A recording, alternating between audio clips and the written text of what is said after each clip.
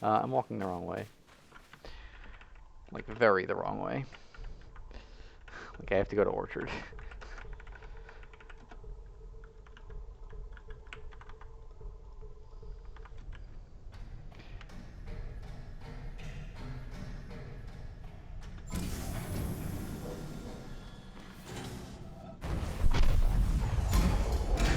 If you want to get your EP lineups down, you should actually do them on old version. When things aren't as generous. Because otherwise you might find yourself standing somewhere that works on new version but doesn't on old version. It's not that big of a deal. You found a mill route you like. Like, for the EPs, you mean?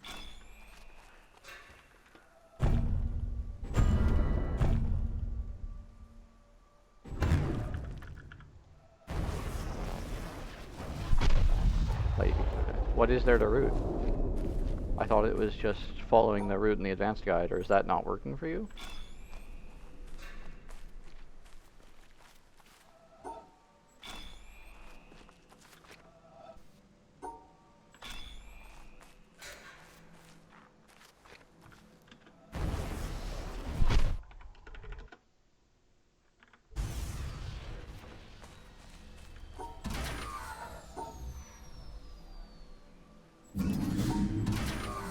Wait as long. Oh, you're not doing stair snipe. Okay. Or you mean the lift EP? You were doing stair snipe. How long are you waiting on the lift EP?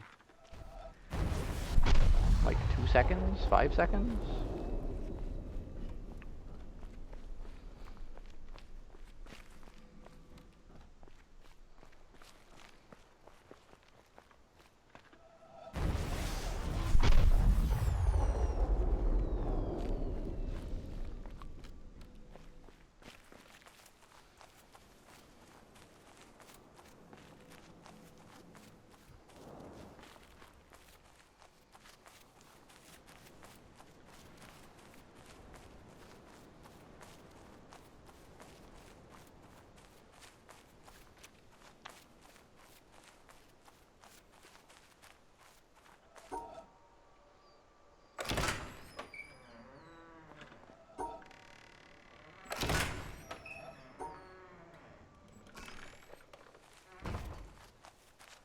Nice. Definitely playing better now that I warmed up. Finish the last 2 upper row panels.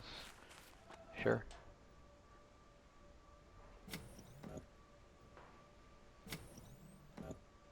I mean, the route that I'm doing for mill at this point,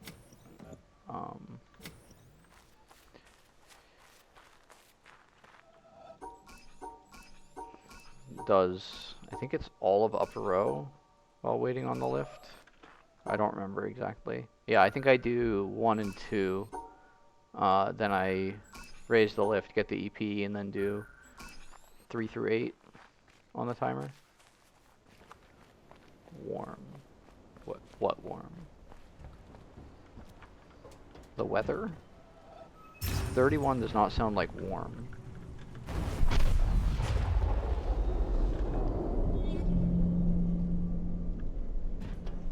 I am now warm, apparently. Okay. Are we playing hot and cold?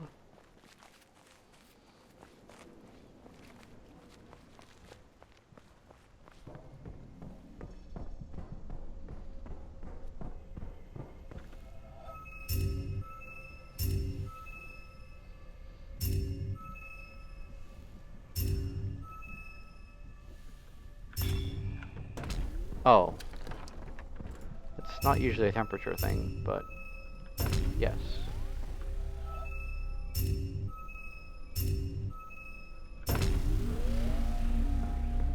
She is not fond of sentences today. Alright, filing that away.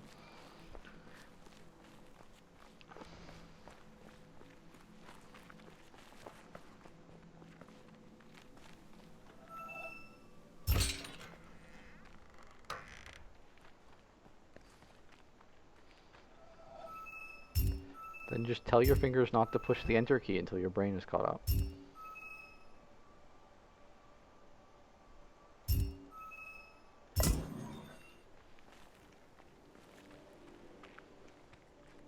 Other way?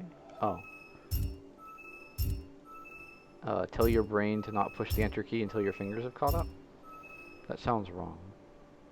Tell the enter key not to push your brain until you've caught up with your fingers. That sounds right.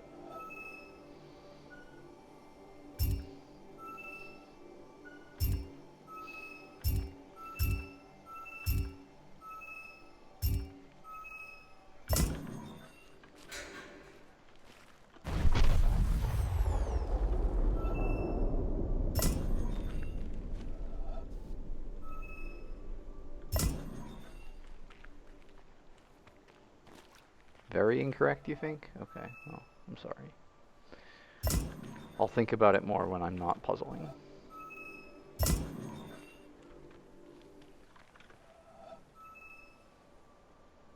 That's mission. Ah! Okay.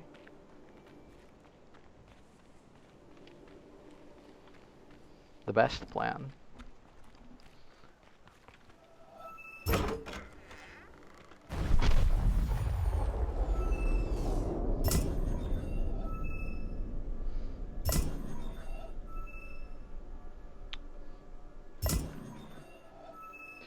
Another area that I'd really like to time the cost of going back and forth. Because some of the newer runners were doing like blue 1, orange 1, blue 2, orange 2, yellow, whatever. They were doing both sides one at a time. And it's not a terrible idea, especially if it lets you stay closer to the panels. But I'd want to time it to see if it's really that much faster.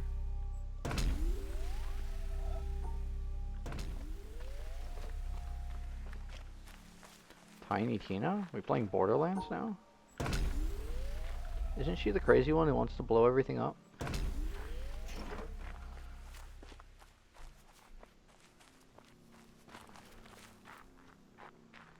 Good plan, great plan is a line from Borderlands 2, okay. I didn't know that. I feel like that's a very generic line that might have been said by a number of things. Yep. Don't worry, everything's fine.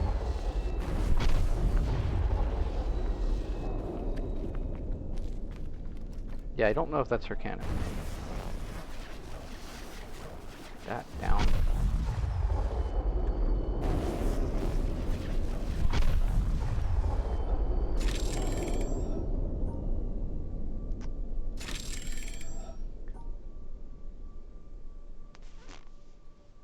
Please, desert. It's actually somewhat my fault because I was making the panel rotate. I was looking too far up, and the panel was trying to center me. That desert thing? Really? That desert thing is super old. We used that route like a year ago when I was doing runs before, but maybe you haven't seen runs for over a year. Like the puzzles? Have you not played this game?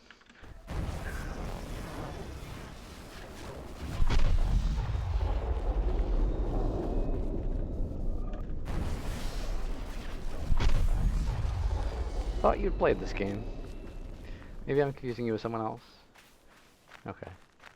Well, yeah, there's puzzles in desert, and you solve them, and they turn on. They're really cool. A lot like all the other puzzles in the game where you solve them and things turn on.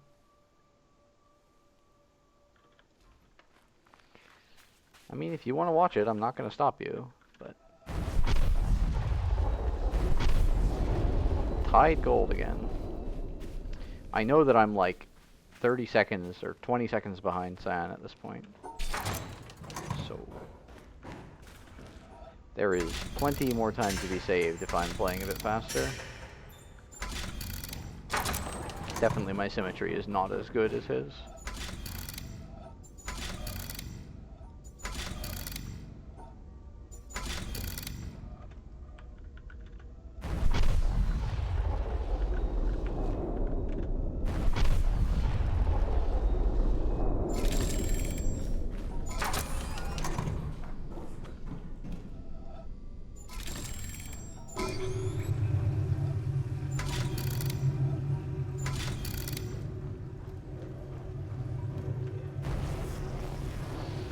Water break.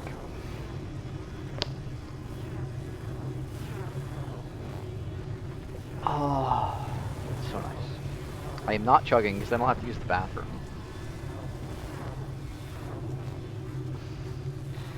I don't get my next bathroom break for quite a while.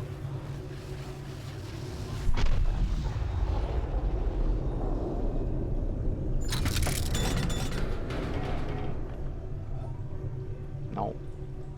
Bad puzzle. Mean to me. There's a bathroom break. It's very long. Also, the mountain elevator, I can usually use the bathroom during.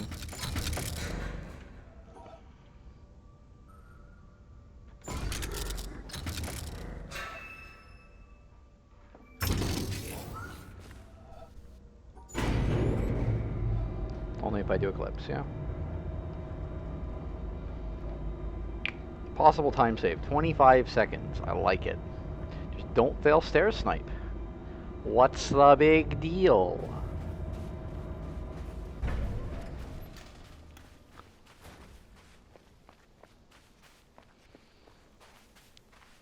I think I have time to sit through Eclipse this run. I started pretty early. Not that early, but...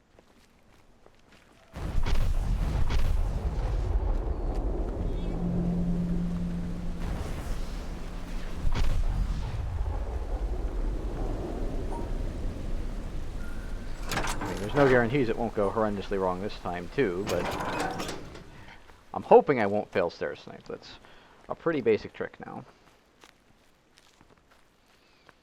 Just had a bad angle from what I recall. This is a snipe that I think is a little bit easier on 80, but not by much.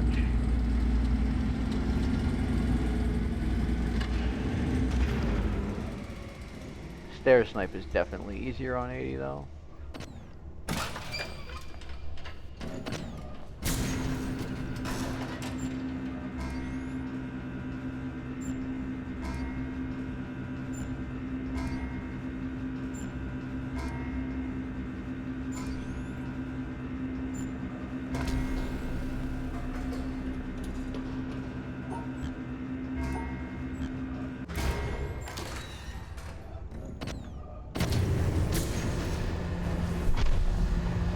Sketchy.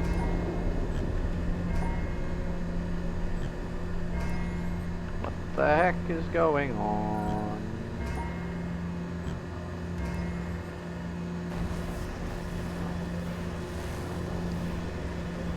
Playing it a bit safe, because I failed a couple of things.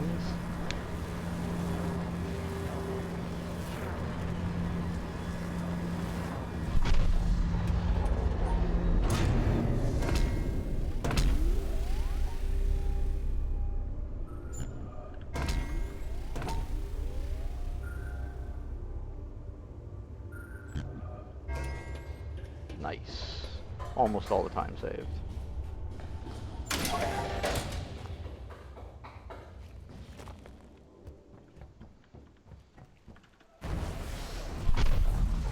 The guy who plays on iOS was complaining that he couldn't do the early mill lift strat, which was surprising to me, because I really thought that this was very generous. Like, given that it worked on old version. But it looks like click to move is really noticeably different with the player motion speeds. So. Alright. More water.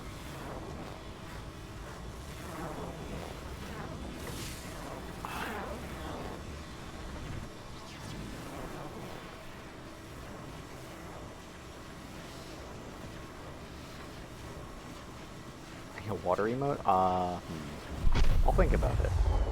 This is really the only game where it's tremendously important. Because this is a very long run, not a lot of downtime. So I have to make sure I remember to use the downtime to drink water.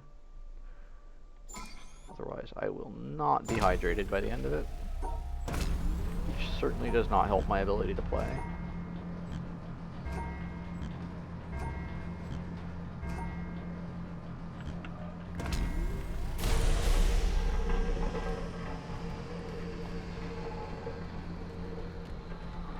I was wondering once again if we could snipe this from the ground. It would save quite a lot of time. Stay hydrated, bot. I told him to go away. That was intentional. He used to be. Someone added him to my channel.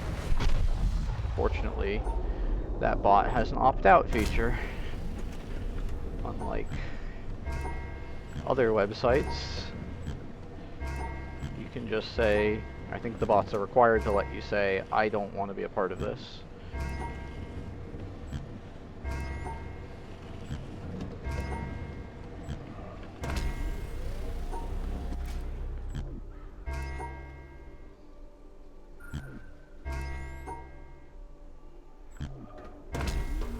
Also died? Really? I thought it was still around.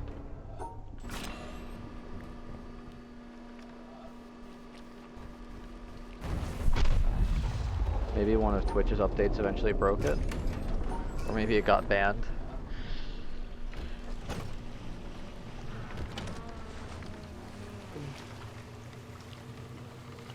So I've got a whole bunch of time save on the actual buoy, because I had, I think, a pretty bad quick stop. I don't remember the exact circumstances of my PB, which is unfortunate, because I really need to know that. I guess actually I want a split on, like, buoy start? No, I want a split when I disembark from the boat, basically. Right? Because I want to know how far ahead I need to be to make the next buoy cycle. I guess realistically I should just be looking at my splits and knowing that. But I don't really know how to do the conversion. Or, oh yeah, I did 4.5 in PB, but then I missed the quick stop. That's my recollection. I'd like to do 4.5 again. That was pretty nice. It felt not too hard. That was sketchy.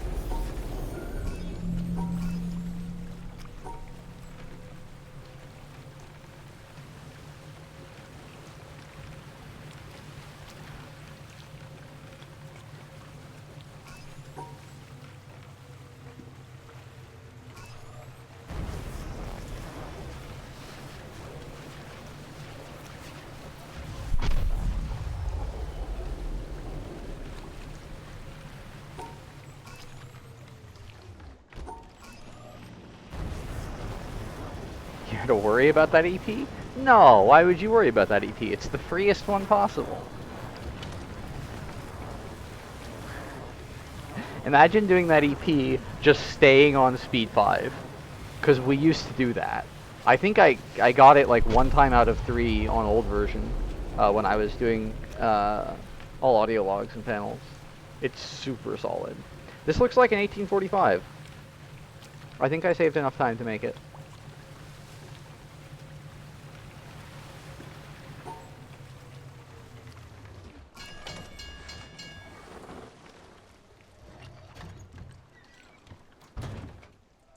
Yep.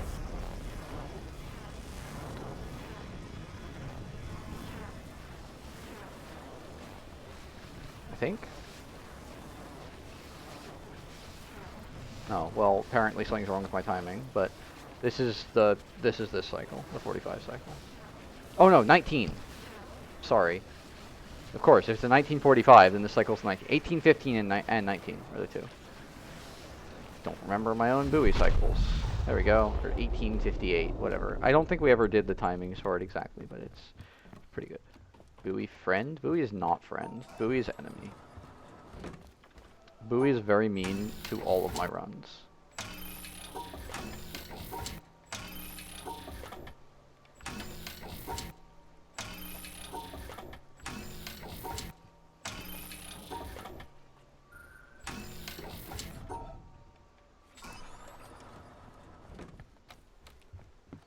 Friend? No, not friend.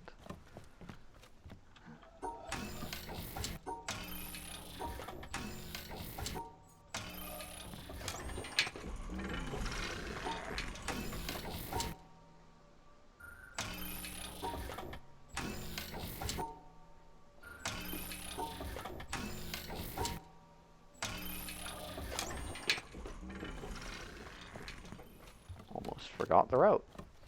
Would have been embarrassing.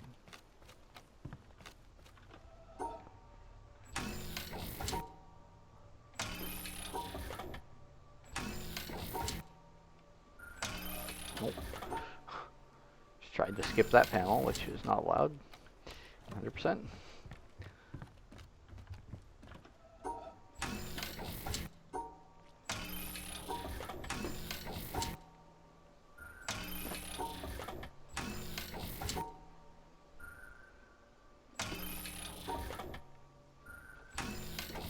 Illegal skipping. All the things. Yes, this is the all the things route.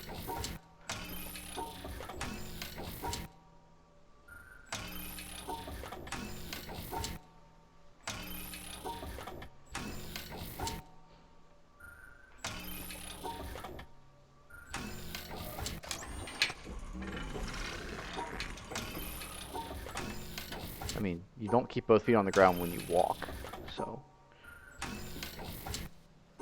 I don't know what kind of movement technique you're doing in which both feet stay firmly planted at all times.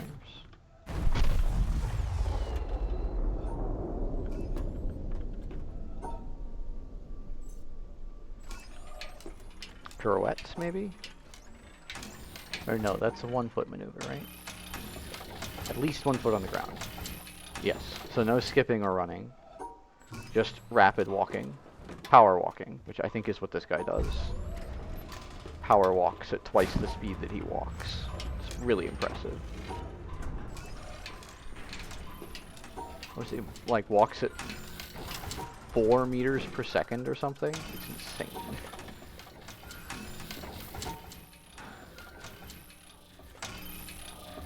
Or maybe it was 3.5. I know we timed it out. It was something ridiculous.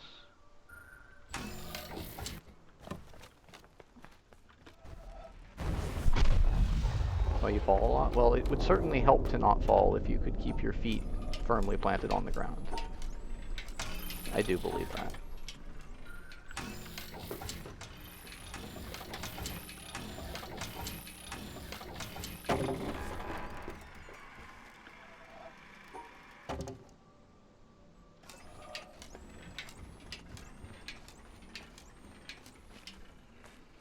Well, I lost a little bit of that lead at the end of orange, apparently.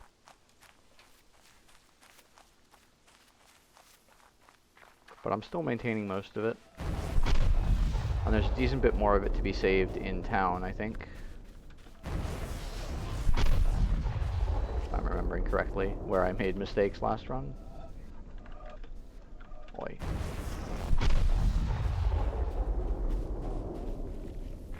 $45, that's okay. Yeah. Could have saved a couple of seconds there, but my treehouse was pretty good in PB, so I'm not that upset.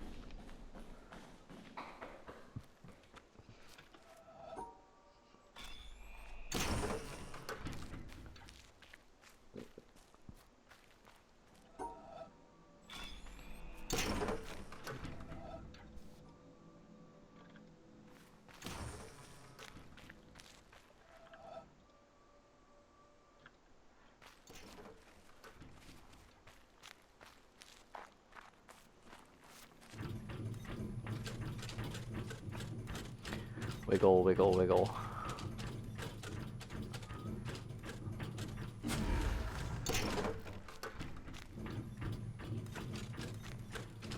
First panel is a very wiggly solution.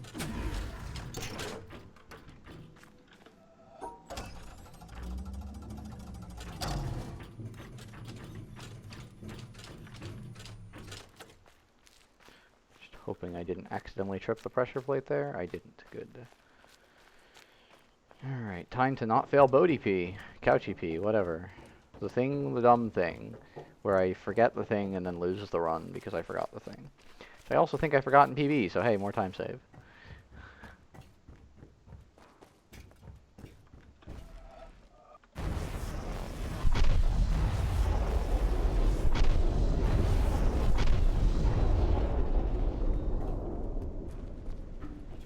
Apparently something's also wrong with my splits here. Which is fine, it happens.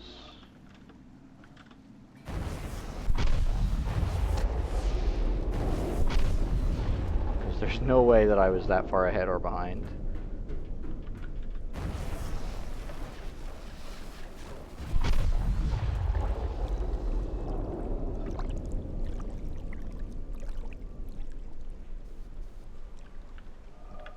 Wow.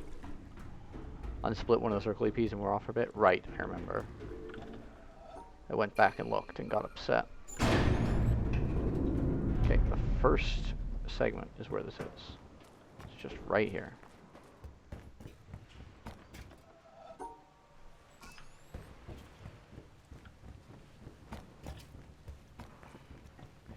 Just relax. You're gonna make it. Everything's fine.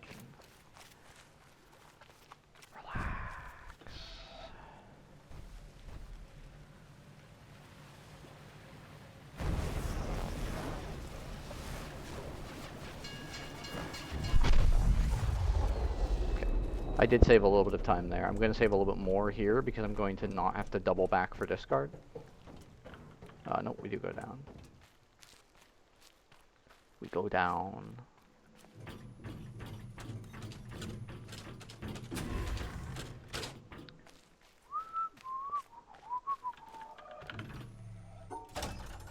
Sugar, we're going down swinging. What was now running through my head? Which I guess is entirely my fault. So, yes.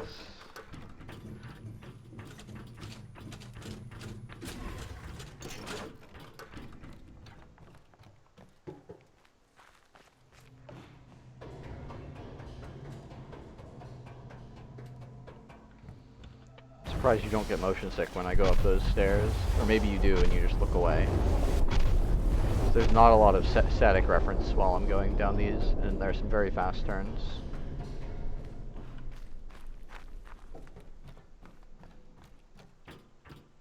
Yeah, I'm now a minute ahead.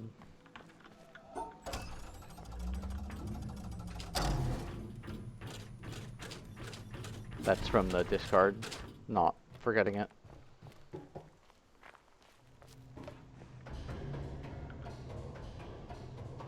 Taking these corners too tightly.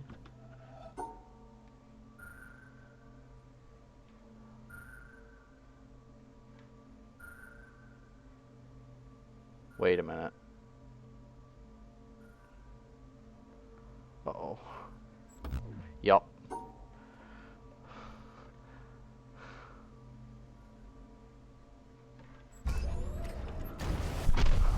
Something is wrong and I don't know what. Not good.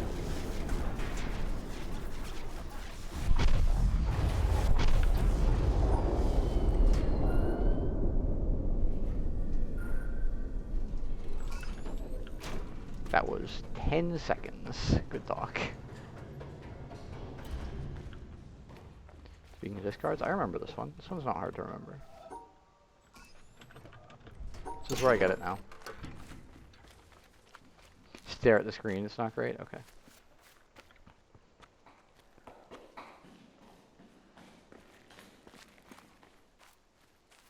Red flowers.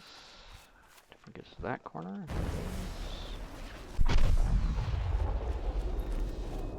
You forget it? Well, you have to find a spot to get it. And then you won't forget it.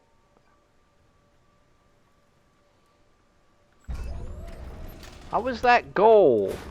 What? I guess red flowers has been really bad in general. It was just a really bad solve.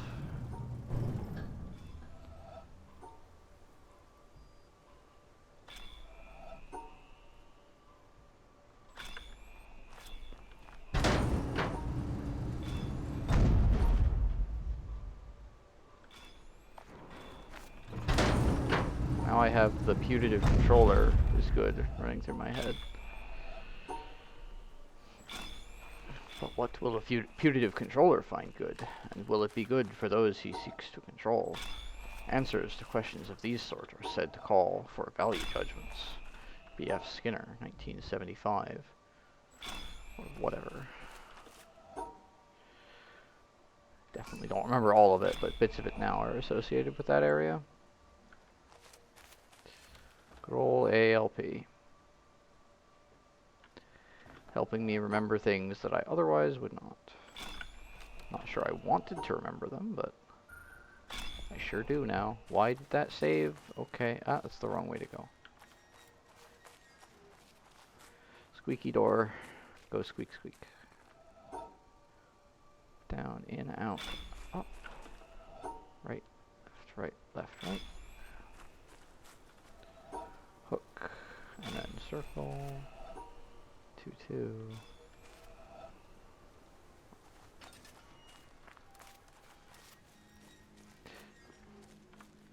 Yeah, can we make a dumb acronym for 100% that's like all panels, audio logs, EP, or all panels, EPs, and obelisks?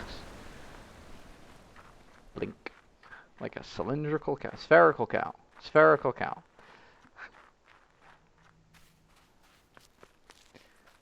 Cylindrical cows are a little bit too complicated.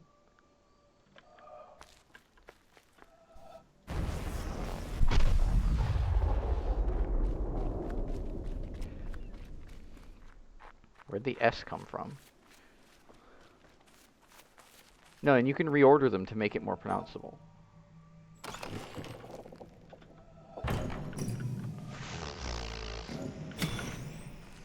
Video game.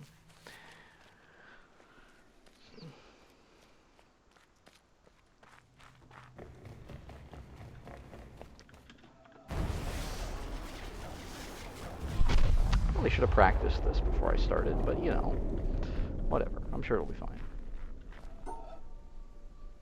It's not even a hard strat. See, look at how much free time I had. I could adjust twice.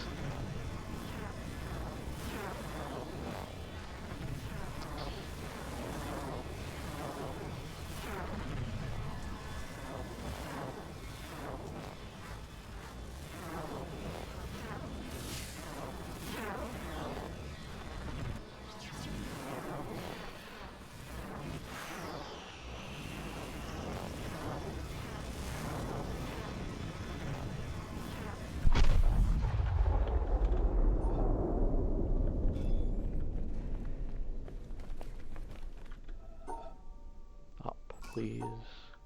Up, please. That's bad.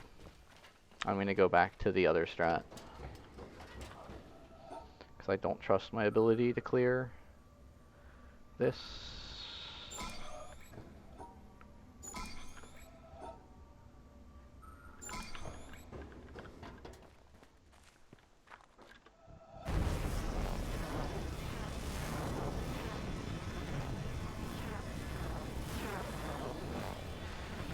Not safe yet. The hard part's coming up still. But yeah, doing okay.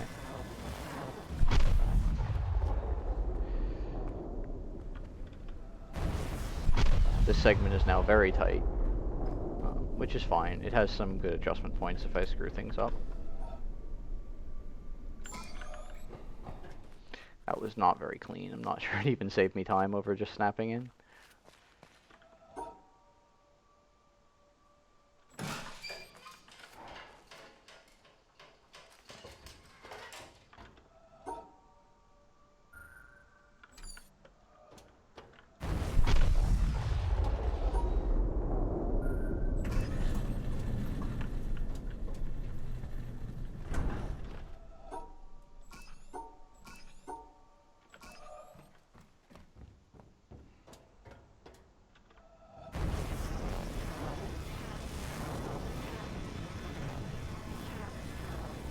Gonna lose like 10 seconds here, I think. We'll see. Obviously not on this split, but I'm gonna have to unsplit, or no, I won't have to unsplit anything. But the next two splits, or the next split after this, which is transparent, is actually gonna be delayed a little bit because I have to do some extra stuff beforehand.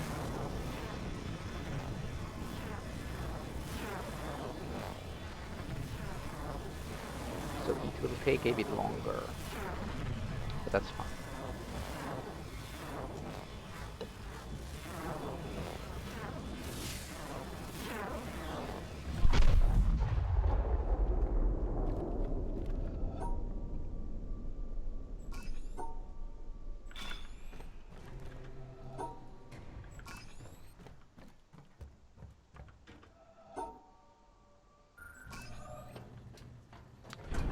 suspenseful bit of the run is no longer 6+ minutes?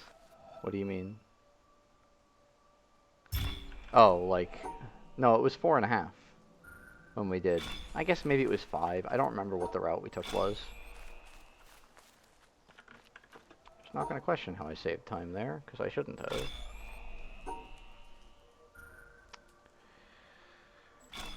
It is triple, and it hates me.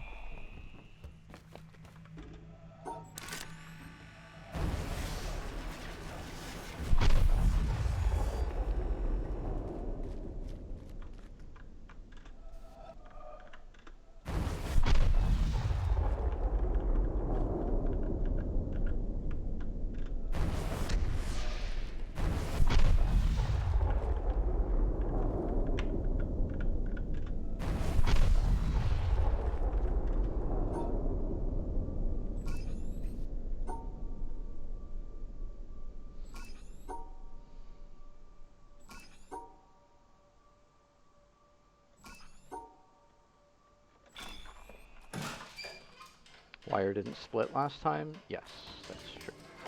So my splits are probably a little bit off again.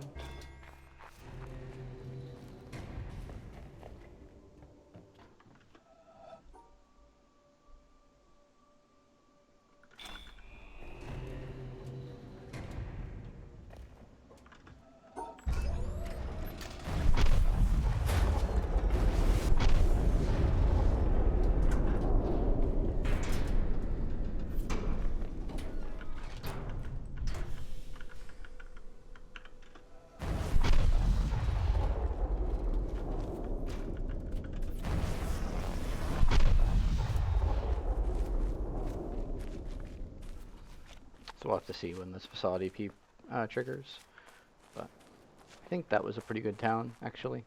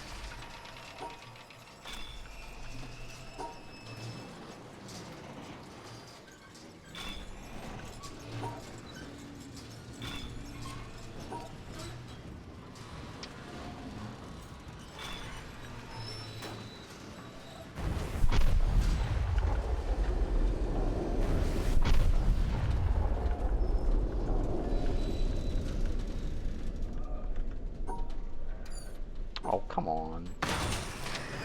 That's a dumb tide loss.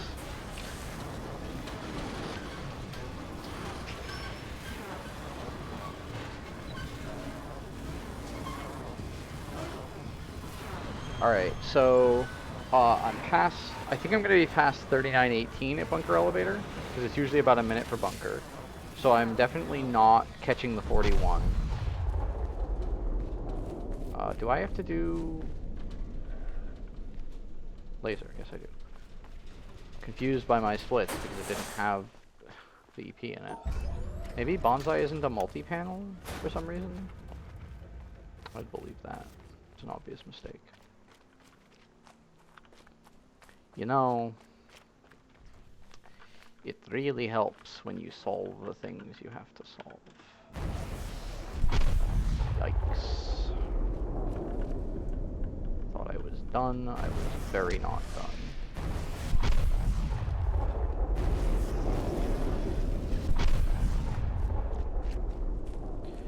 Yep, and then I didn't check it.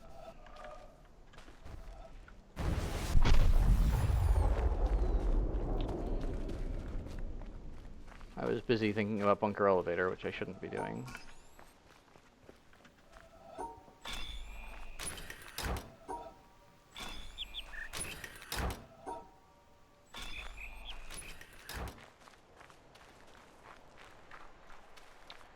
Okay, 3918, so 4024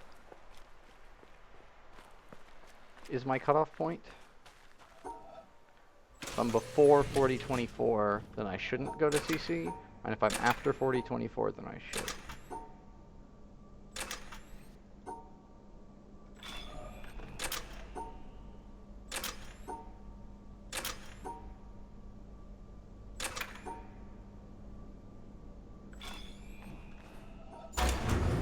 Problem is, this happens right in the middle of a bunch of panel solves.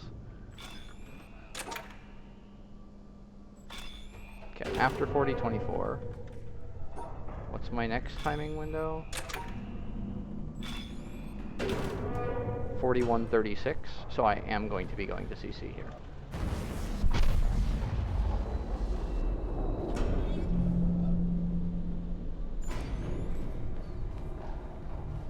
Okay, and my route, top left corner of my screen, says Cloud Cycle, then Jungle Part 2. I'm not supposed to get Bunker on the way back? That can't be right.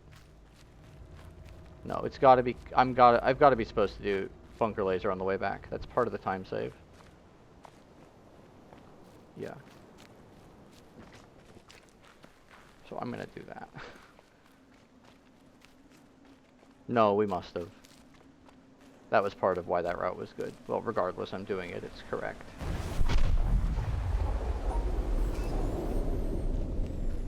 No, it has nothing to do with the 41. I'm looking at the route for the 55, but the return from Bunker, if you choose to leave after Bunker Elevator, part of the route should include doing Bunker. And that should be in the notes, and we should make sure that's included in the time losses.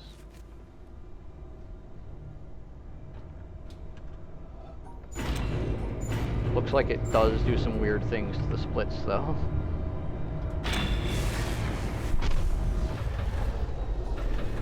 Not to the splits, to the elevator itself.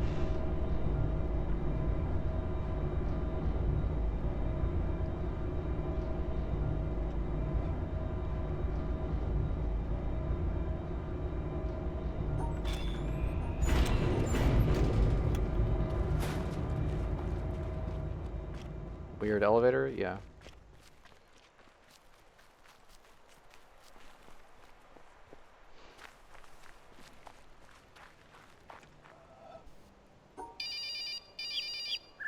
I don't think we considered the fact that you were going to beat the elevator back.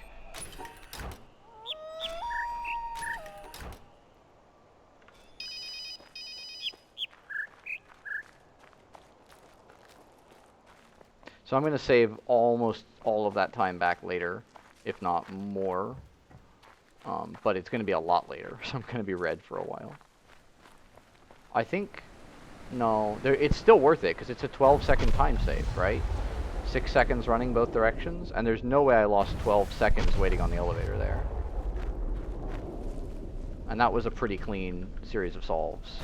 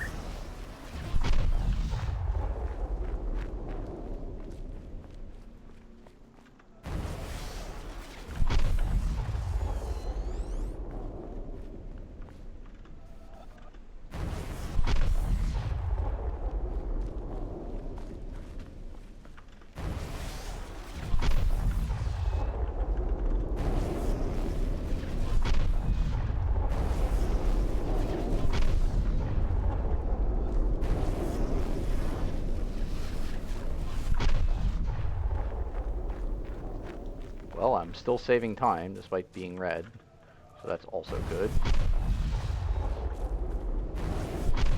More time saved for later.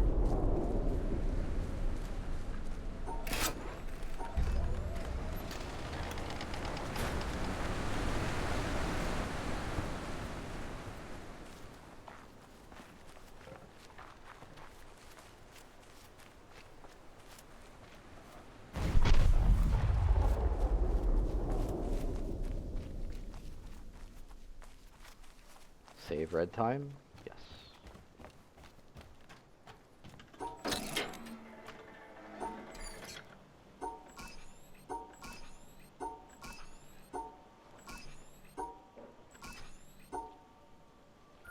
I think I decided that sniping these was actually faster, even if it's not very fun.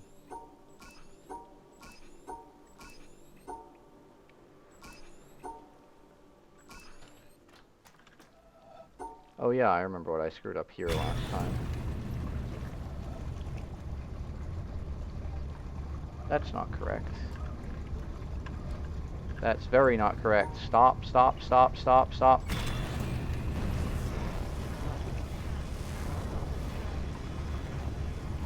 I remembered what I screwed up, and I didn't screw up the same thing, but I did screw up something else. So good job, me. Now is when I'm supposed to do the snipe. Alright, well, whatever.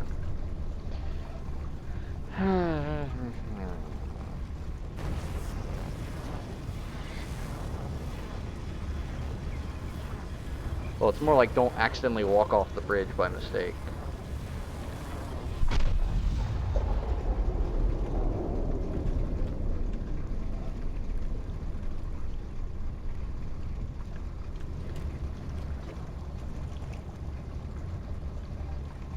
Lost less time than last run. Yep, that's the important thing. I also have a bit of time save on the rotating bridge with the new strat. The new old strat. Which I guess I deserve for not watching Sans run all the way through and paying attention to it. I'm pretty sure he did it in his PB. He did it in his PB, but he did it and he made it look hard. I think that was what it was. Like, he sniped the panels from a really sharp angle and made it look like he had to make it back to the rotating bridge before it finished the quarter turn, which is very not true.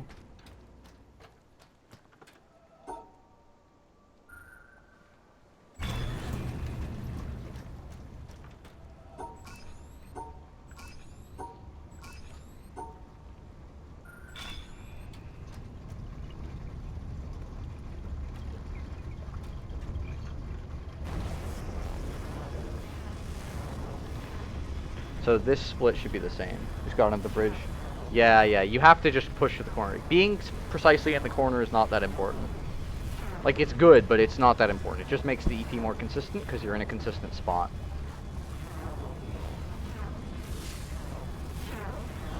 Speaking of consistent EPs, giving me a heart attack there.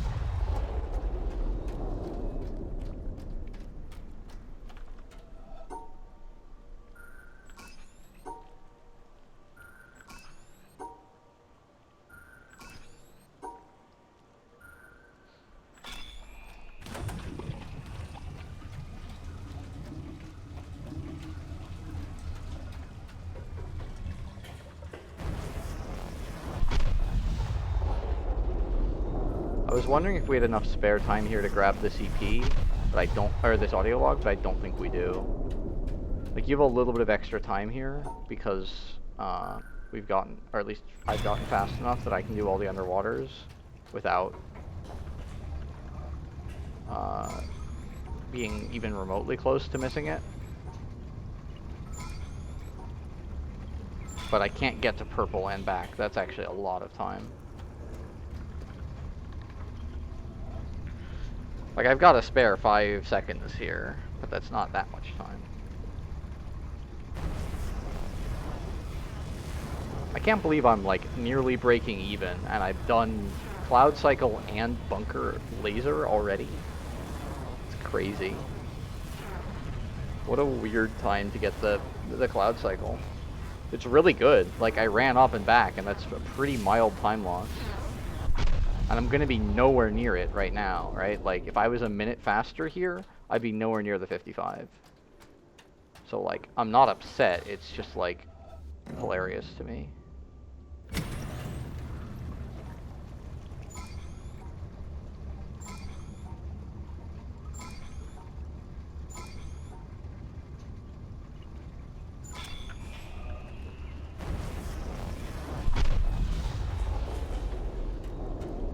I got good. I know. I'm a weird... What? Gee, your insults are as bad as your brain right now.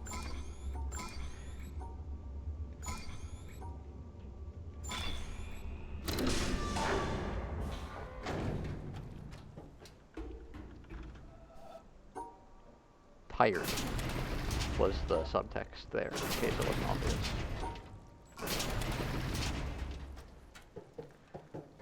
Yeah, the thing is, I'm still not very close to pace for record, from what I understand. Like, record is a lot stronger than this, I think. You're not sleepy, you think? Okay, sure. I'll believe it when I hear you not yawn.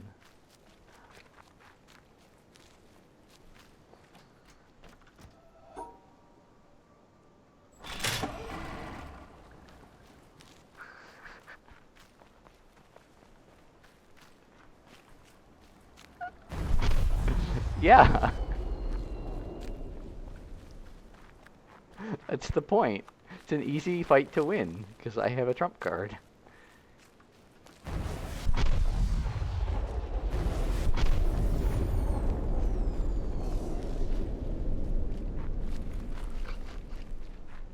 No, Chi, if you cut out your vocal cords, that won't help. Put away the knife.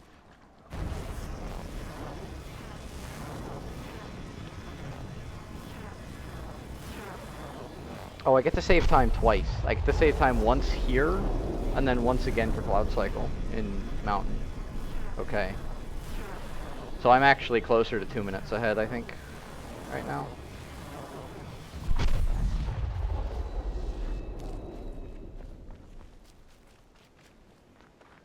But I don't main Sombra. I don't even play Sombra very much.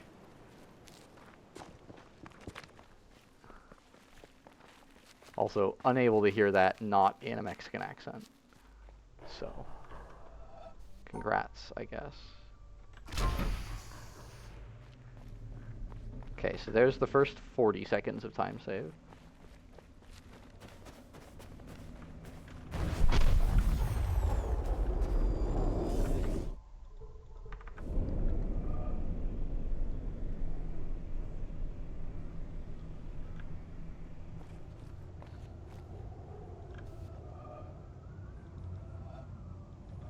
That was a bad solve.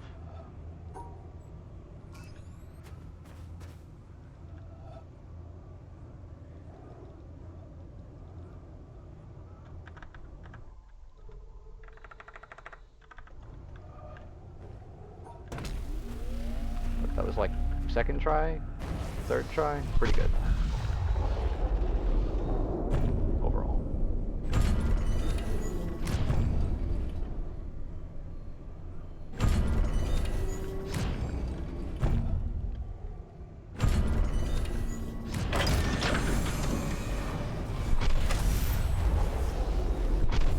Why did I get rid of the EPs here? I don't remember. There's probably a reason for it. So there's the other bit of the time save, I think. So there's 20 seconds on 7 laser box just from the faster snipe. And then there's a bunch of time there because I went and got Cloud Cycle. What the heck? How did I save a minute? What? Okay, well anyway. Did I forget something and go back for it? I'm not sure. Anyway, the rest of this time save is from not doing Cloud Cycle late. Mountain still sucks, though. Last run, PB. Or, I guess, splits. They're not actually PB. I'm not sure where the other minute of time save came from, but I'm just not going to worry about it.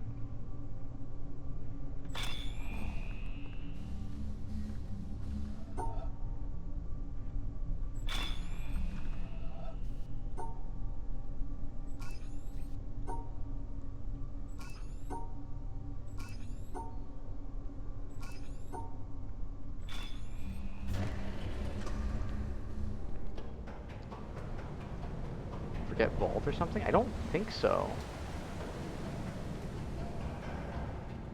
If you want to go back and look, I just want to make sure I'm understanding where the time save came from. Or we can just wait for Eclipse and we can go look then. Definitely sitting through Eclipse on a run that's -2. It's a lot. Especially with like 30 seconds of time save at the end. Hey, Adoran Land. How you doing? Apparently very well if you type that many U's in a row. Always a good sign of excitement. Why did I save 7 seconds? You know what? Whatever. Just not going to question it. That was last run. This is this run. Be happy about the time saves you have and move on.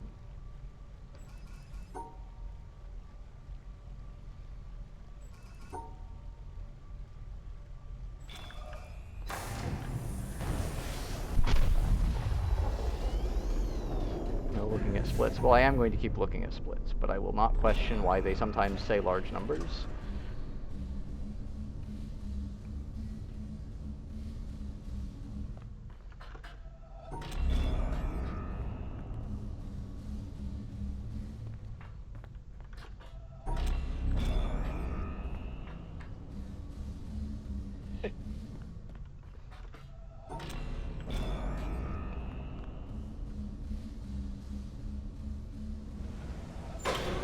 That was too far forward.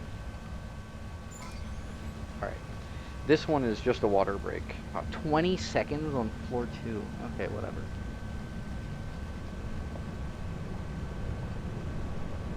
Next elevator ride is going to be a bathroom break.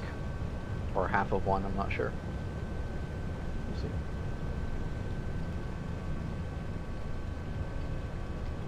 I guess I should take my headset off for the next ride. Whatever. We'll figure it out.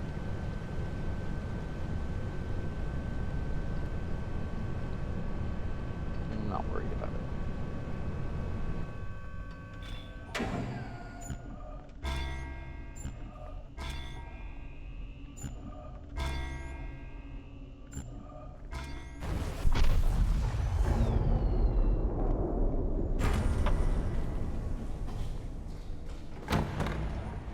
Just save the other half for later. It's fine.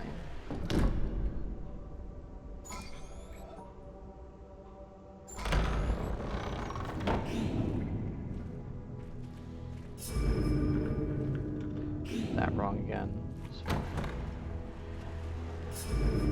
Just a bit of time left. I keep turning to the right there because I'm used to going to the next panel. This panel, the left pillar too.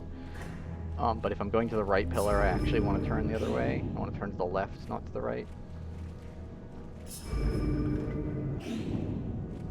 Up, please.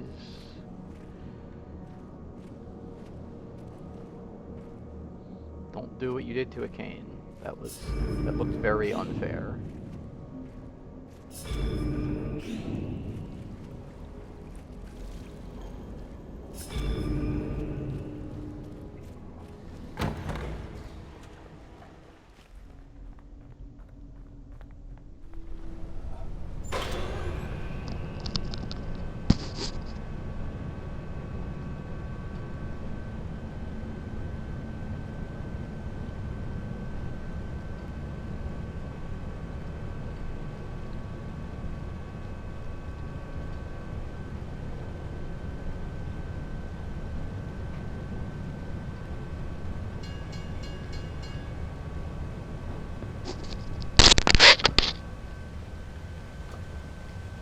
Other half will be later.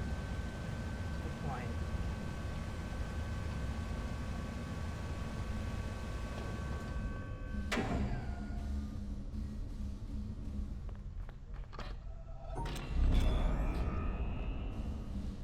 Not back. Headset isn't on. It's on the desk. I still need to take the other half of my bathroom break.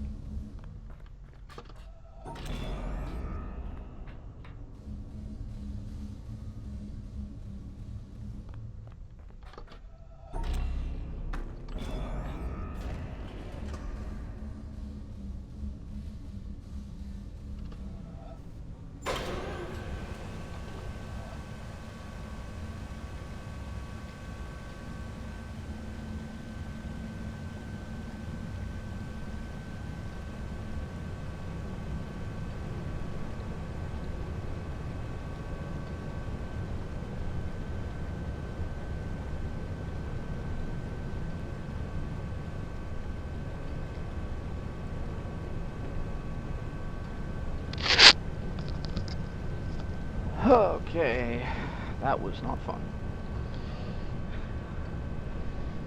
Just not going to go into detail about that.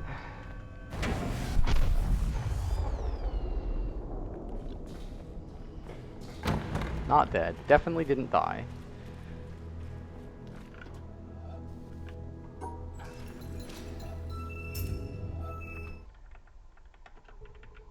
$436, 118, 3.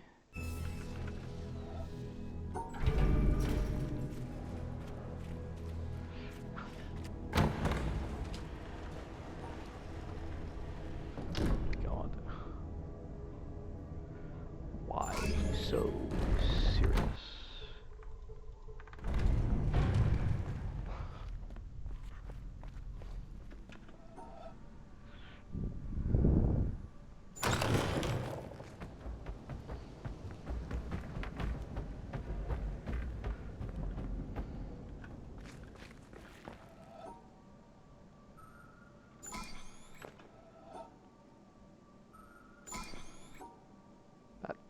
That way. Then that way. Then this way. Then this way. Then the T shape. Staircase. The L shape. Pyramid. Reverse pyramid. Around. Around. Around. Okay, waves. One. Inner. Outer. Okay. No sandwiches. Not today.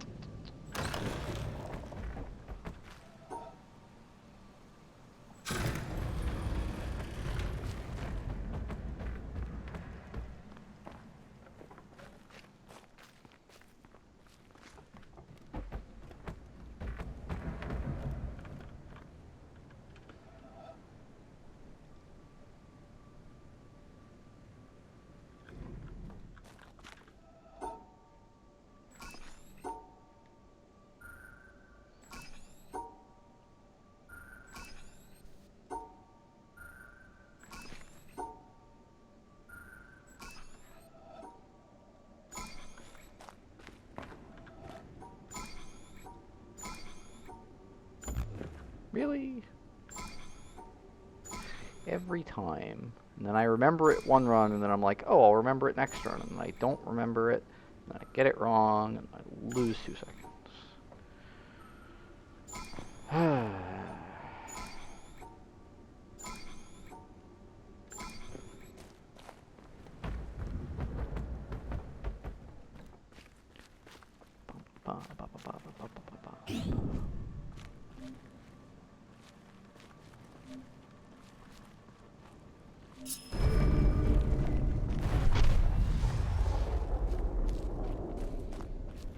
Healthy lead going into challenge.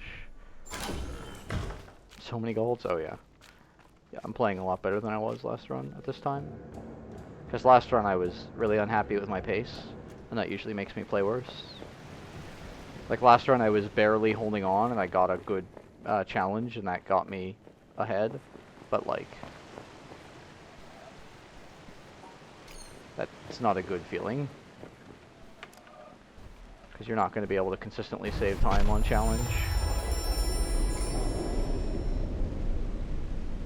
That's not how RNG works.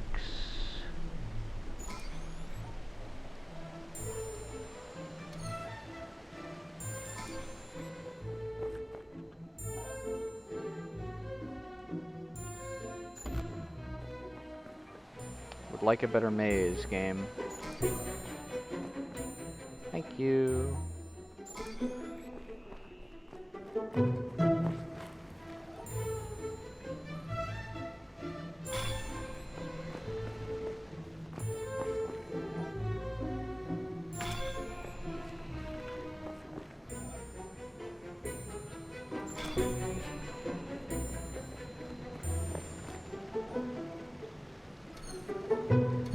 No, I'm almost certain it's this way. Just need to collect all these dots with the other lines. There we go. Oh.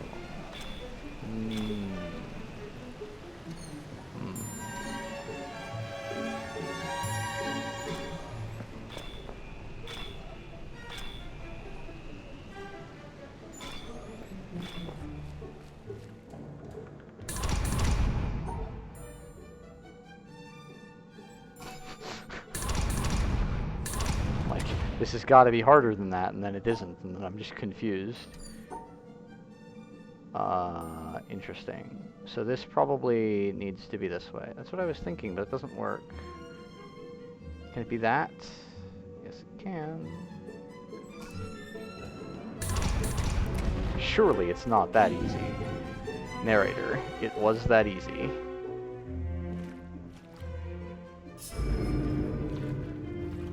Three stones are right there. It was a really good challenge. It was a 204.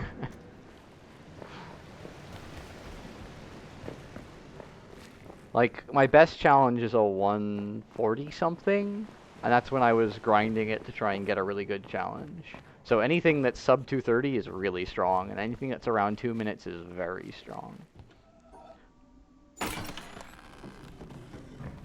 Didn't optimize the video input panels, maybe some other day.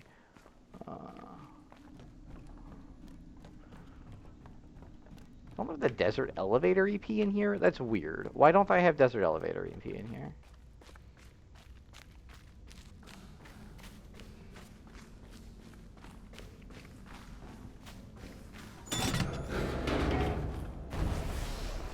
There's nothing bad with splitting on that. Oh, I do, and I just messed up my splits. Good talk.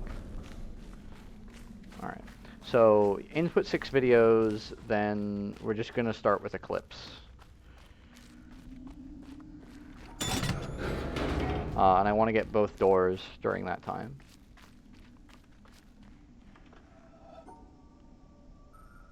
I believe that that is possible. And so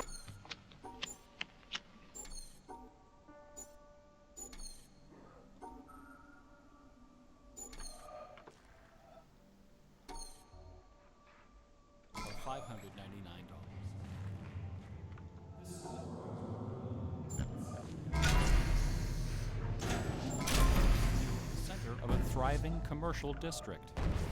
But like so many other New England cities, the advent of shopping malls had, by the early 70s, turned it into just a ghost ignore town. the splits.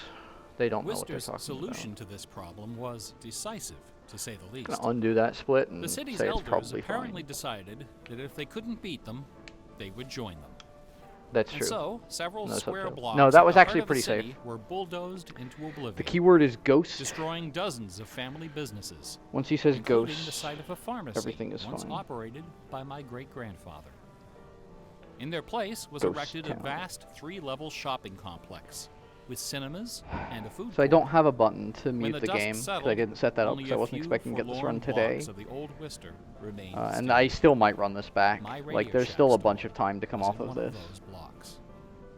Then, to add insult to injury, Radio Shack opened a brand new location inside the shopping center, less than 500 feet from my store. So now patrons have a choice between a clean, well-lighted establishment Book? with uniformed No. security I might just and do acres something of else. convenient I still have parking, other chores to run. or a shadowy hole in a seedy old office building next to an adult movie theater. Consequently, I had plenty of time to fool around with the new computer. Like, I think I'm going to read a taught bit, myself but basic probably not programming. on stream. Then I'm I not learned happy enough with the Z80 book I've been assembly. reading. Both, of course, so that I could write games. I also created self-running animated demos, which ran all night in the store window for the edification of the winos who peed in our doorway. Strangely enough, the few customers we had didn't seem to be interested in our new computer, even after the 16K memory upgrade. In fact, most of the people who set off the buzzer on their way through the front door weren't there to buy anything at all. They were there to exploit a free promotion, which was the bane of Radio Shack employees for over 40 years. The Battery of the Month Club. The idea of this promotion was simple. Customers got a little red card, upon which was printed a square for each month. No problem. 12 times a year, the lucky sales clerk got to punch out a square and give the customer one brand new AAA, AA, C, D, or 9-volt battery. Of course, customers weren't allowed to choose just any grade of battery. At the time of my employment, Radio Shack offered 3 different levels of battery excellence. First were the alkalines, powerful, long-lasting, and expensive, hanging behind the counter like prescription medication in gold-embossed blister packs. These were most certainly not available through the Battery of the Month Club. Next were the high-end lead batteries, sturdy, dependable batteries, moderately priced, and prominently displayed near the front of the store. These were also not available through the Battery of the Month Club. Finally, at the bottom of the barrel were the standard lead batteries. These were literally piled in barrels, cunningly located way at the back of the store, in a dark corner near the TV antennas. Remember TV antennas? Customers who came in looking for their free Battery of the Month had to walk the entire length of the premises, past the CB radios and stereo headphones and remote-controlled racing cars. Nothing would stop them. On the first day of every month, like clockwork, those customers came in waving their little red cards. I would look up from my programming and wave them to the back of the store. It didn't matter that the batteries were only worth 29 cents. It didn't matter that most of them were already half dead. They came, they grabbed.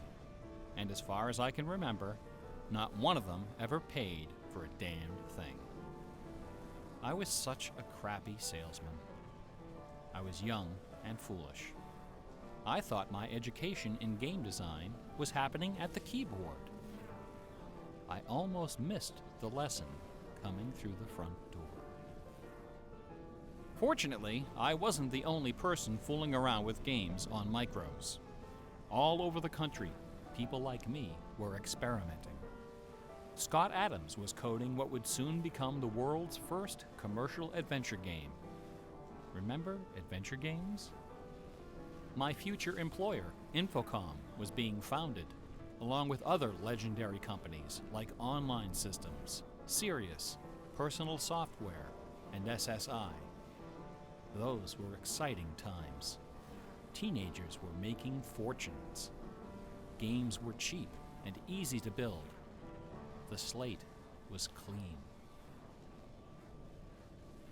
But in 1979, the biggest news in gaming had nothing to do with computers. On the morning of the autumn equinox, September 20th, a new children's picture book appeared in the stores of Great Britain. This picture book was rather peculiar. It consisted of 15 meticulously detailed color paintings, illustrating a slight, whimsical tale about a rabbit delivering a jewel to the moon.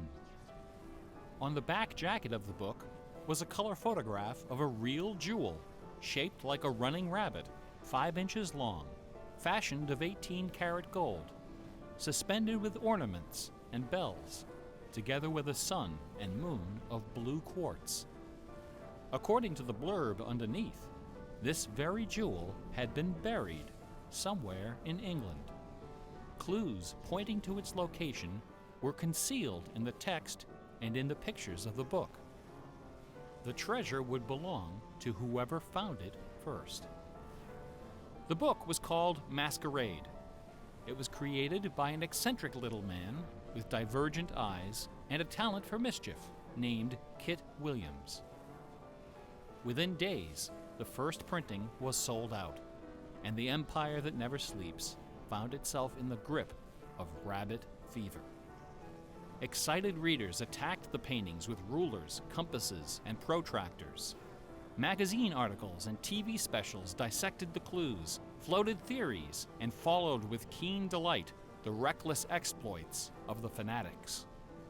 One obscure park, unfortunately known by the nickname Rabbit Hill, was so riddled with holes excavated by misguided treasure seekers that the authorities had to erect signs assuring the public that no gold rabbits were to be found there. Some hunters ended up seeking psychological counseling for their obsession. The craze leapt over the Atlantic Ocean and invaded America, France, Italy, and Germany. It sold over 1 million copies in a few months, a record unrivaled by any children's title until the advent of Harry Potter. Over 150,000 copies were sold in foreign translations, including 80,000 copies in Japanese, despite the fact that the puzzle was only solvable in English. It didn't matter that the masquerade jewel was only worth a few $1,000s. Many seekers spent far more than that in their months of exploration and travel. It was the thrill of the chase, the possibility of being the one. Treasure hunts, secret messages, and hidden things seem to exert an irresistible appeal. They're fun to look for and to talk about, and this fact of human psychology has been exploited in computer games since the earliest days. It finds expression in the hidden surprises we call Easter eggs. Atari's Stephen Wright is credited with coining this term in the first issue of Electronic Games magazine. The first Easter egg in a commercial computer game appeared in an early Atari 2600 cartridge called, simply enough, Adventure. By a sequence of unlikely movements and obscure manipulations, players could discover a secret room where the words "Created by Warren Robinette" appeared in flashing letters. Over the decades, Easter eggs and their evil twin, cheat codes, have become an industry within an industry. Entire magazines and websites are now devoted to their carefully orchestrated discovery and dissemination. They're part of our toolkit, our basic vocabulary, the language of computer game design. Computer gamers may have been the first to refer to hidden surprises as Easter eggs, but we certainly weren't the first to use them. Painters, composers, and artists of every discipline have been hiding stuff in their works for centuries. The recent advent of VCRs and Laserdisc players with freeze-frame capability exposed decades of secret Disney erotica. Thomas Kincaid, the self-appointed painter of light, amuses himself by hiding the letter N in his works.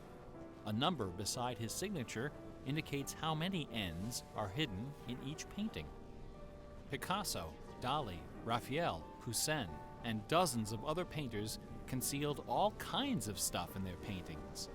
A favorite trick was hiding portraits of themselves, their families, friends, and fellow artists in crowd scenes.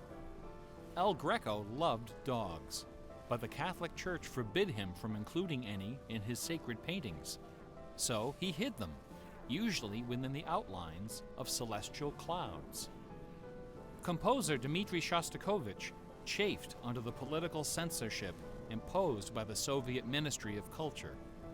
His symphonies and chamber works are loaded with hidden signatures and subversive subtexts, which, had they been recognized, would have sent him to Siberia. Mozart's opera, The Magic Flute, is filled with musical allusions to the rituals of the Freemasons, the ancient secret society of which he and his mentor Haydn were members. But the most famous purveyor of Easter eggs is that champion of the late Baroque, the ultimate musical nerd, Johann Sebastian Bach. Bach was a student of gematria, the art of assigning numeric values to letters of the alphabet, A = 1, B equals 2, C equals 3, etc. By comparing, sequencing, or otherwise manipulating these numbers, secret messages can be concealed. Bach took particular delight in the geometrical numbers 14 and 41.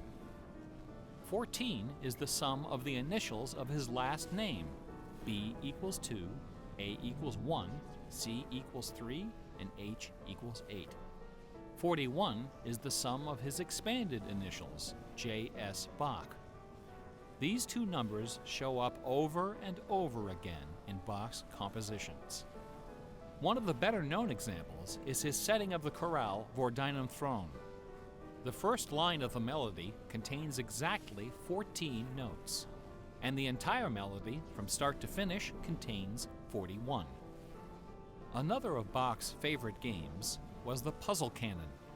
A canon is a melody that sounds good when you play it on top of itself, a little bit out of sync. Frere Jacques and Row, Row, Row Your Boat are familiar examples of simple, two-voice canons. But a canon can employ any number of voices, and you don't have to play each voice the same way either. You can change the octave, transpose the key, invert the pitch, play it backwards, or any combination. Finding melodies that make good multi-voice canons is a fussy and difficult art, of which Bach was an undisputed master. Now, in a puzzle canon, the composer specifies the basic melody and the number of voices, but not the relationship of the voices. The student has to figure out the position and key of each voice, and whether to perform them inverted and/or backwards. Bach wrote quite a number of puzzle canons. The most famous, BWV 1076, is part of a fascinating story. One of Bach's students was a fellow by the name of Lorenz Misler, founder of the Society of Musical Science. This elite, invitation-only institution devoted itself to the study of Pythagorean philosophy and the union of music and mathematics. Its distinguished membership reads like a who's who of German composers, including Handel, Telemann, and eventually Mozart. Applicants for membership in the society were required to submit an oil portrait of themselves, along with a specimen of original music. With nerdly efficiency, Society member number 14 decided to combine these admission requirements into a single work. He sat for a portrait with Elias Hausmann, official artist at the court of Dresden. This portrait, which now hangs in the gallery of the town hall in Leipzig, is the only indisputably authentic image of Bach in existence. The Hausmann portrait shows Bach dressed in a formal coat with exactly 14 buttons. In his hand is a sheet of music paper, upon which is written a puzzle canon for 6 simultaneous voices. In 1974, a manuscript was discovered which proved that this canon was the 13th in a series of exactly 14 canons based on the ground theme of the famous Goldberg variations. As if these musical gymnastics weren't enough, Bach liked to hide messages in his compositions by assigning notes to the letters. His initials, B-A-C-H, correspond to the pitch sequence B flat, A, C, and B natural in German letter notation. This theme makes its most memorable appearance in the last bars of his final composition, The Art of Fugue, published soon after his death in 1750. The word fugue comes from the Latin fuga, which means flight, as in running away. So the art of fugue is the art of flight, the art of taking a theme and running with it. Bach wrote hundreds of fugues, but none as sublime as this sequence of 14. In the last and most complicated fugue in the series, the first and second sections develop normally. This is followed by the B-A-C-H signature, and then suddenly, without any warning or structural justification, the fugue stops, dead in its tracks.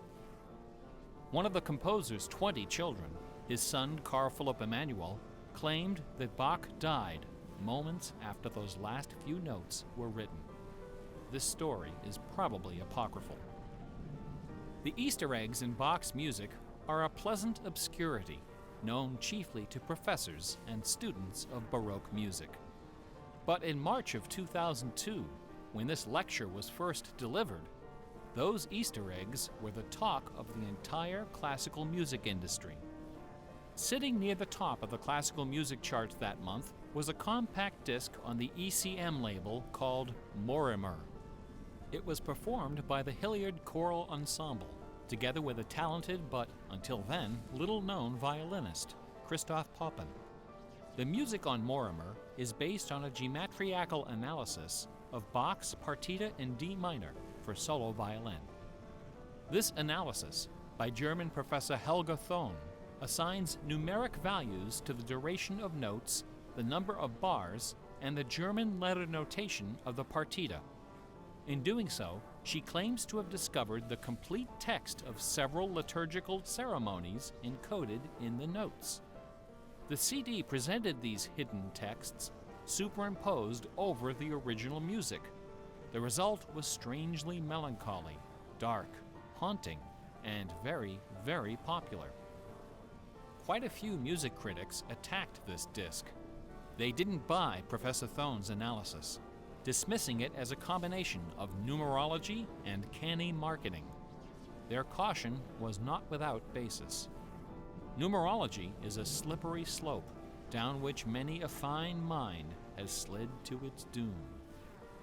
Allow me to offer an amusing anecdote from my own experience. Back in the early 90s, before the internet took off, one of the more popular online bulletin board systems was a service called Prodigy. I bought an account on Prodigy so I could join a fraternal interest group and gossip with fellow members around the country. One day, a stranger appeared on our bulletin board. Right away, I knew we were in trouble. This fellow, whose name was Gary, began spouting all kinds of apocalyptic nonsense about worldwide conspiracies, secret societies, and devil worship. At first, we tried to be polite. We questioned his sources, corrected his histories, logically refuted his claims, and tried to behave in a civilized manner. But instead of soothing him, our attention only made him worse. His conspiratorial warnings became urgent, approaching hysteria. He began to threaten people who disagreed with him. To coin a phrase, Gary went all uppercase. But his most urgent warnings weren't about the gays, the Jews, the Rockefellers, or the Illuminati. According to Gary, the greatest enemy of mankind was Santa Claus. Gary claimed to possess a secret numerical formula that proved beyond a shadow of a doubt that Santa Claus was an avatar of the Antichrist. Intrigued, we pressed Gary to reveal his formula. In doing so, we walked right into his trap. We should have known he had a book to sell. I fell for it. I sent him the $15. Less than a week later, the book arrived. Above an ominous photograph of the Washington Monument was emblazoned the title, 666, The Final Warning. Inside this privately printed 494-page monster, Gary reveals a simple geometrical formula, which he claims was developed by the ancient Sumerians. This formula assigns successive products of 6 to each letter of the alphabet. A equals 6, B equals 12, C equals 18, etc. Imagine my dismay when I applied this ancient formula to the name Santa Claus and obtained the blasphemous sum of 666, the biblical number of the beast. I went on Prodigy and reported to the stunned members of our interest group that Gary was right after all. There could be no doubt that according to the unimpeachable wisdom of ancient Samaria, Santa Claus was the Antichrist. I then went on to point out several other names which, when submitted to Gary's formula, also produced the sum 666. Names like St. James, New York, and New Mexico. Soon the bulletin board was filled with discoveries like computer, Boston tea, and most sinister of all, sing karaoke. Gary left us alone after that. I got my $15 worth. But Gary is hardly the first person to connect secret codes to the Bible. People have been looking for Easter eggs in the Bible for hundreds of years. The Hebrew mystical tradition of Kabbalah can be described as a geometriacal meditation on the Pentateuch, the first 5 books of the Old Testament. The advent of computers has made the application of numerology to the Bible fast and efficient. The latest spate of Bible searching was instigated by a book published in 1998 by Michael Drosnin, a former Wall Street Journal reporter. His book, The Bible Code, applied a skip cipher in which every nth character in a text is combined to form a message. By applying his skip cipher to the Hebrew text of the Old Testament, Drosnin claimed to have discovered predictions of World War II, the Holocaust, Hiroshima, the assassination of Yitzhak Rabin and both Kennedys, the moon landing, Watergate, the Oklahoma City bombing, the election of Bill Clinton, the death of Princess Di, and the comet that collided with Jupiter. He also found predictions of a giant earthquake in LA, a meteor hitting the Earth, and nuclear Armageddon, all scheduled to occur before the end of the last decade. The Bible Code spent many weeks on the bestseller lists, spawning several sequels and dozens of imitators. The Bible has certainly attracted its share of crackpots, but for the real hardcore egg hunters, nothing can rival the ingenuity, the tenacious scholarship, the stubborn zeal of those who seek the answer to the ultimate literary puzzle, a poisonous conundrum that has squandered fortunes, destroyed careers, and driven healthy, intelligent scholars to the brink of madness and beyond. Who wrote Shakespeare? The essays and books devoted to the Shakespeare authorship problem are sufficient to fill a large library. Several such libraries actually exist.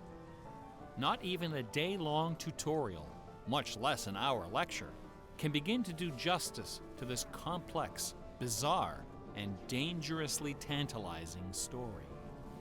Nevertheless, for the unacquainted, I will attempt to summarize the issue in a few paragraphs. The undisputed facts of Shakespeare's life and career could be scribbled on the back of a cocktail napkin. We know for a fact that a man named William Shakespeare was born in 1564 in or around the village of Stratford-upon-Avon. We know that he had a wife and at least 3 children. We know he bought property in Stratford, was involved in several lawsuits with his neighbors, and died there in 1616, aged 52. We also know that during those same years, a man with a last name similar to Shakespeare worked as an actor on the London stage, eventually becoming co-owner of some of the theaters there. We also know that about the same time, a number of most excellent poems and plays were published in London under the name Shakespeare. We do not know for a fact that the landowner in Stratford and the actor in London with a similar last name were one and the same man.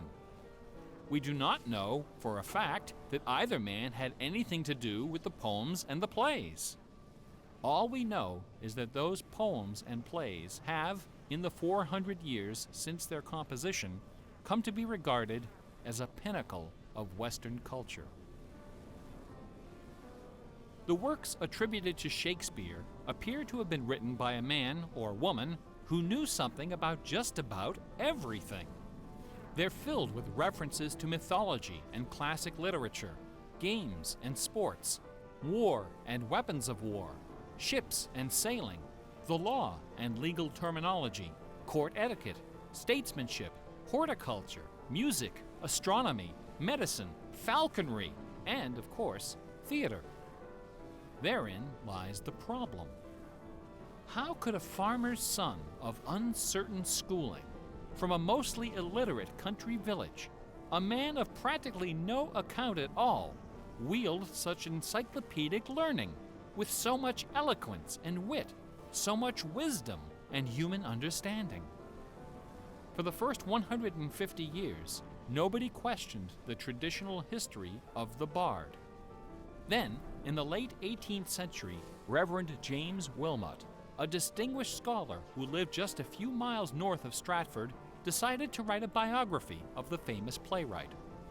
Dr. Wilmot believed that a man as well educated as Shakespeare must have owned a fairly extensive library, despite the fact that not a single book or manuscript is mentioned in his will. Over the years, he speculated, some of those books must have found their way into local collections. And so, the good Reverend Doctor scoured the British countryside, taking inventory of literally every bookshelf within 50 miles of Stratford. Not a single book from the library of William Shakespeare was discovered.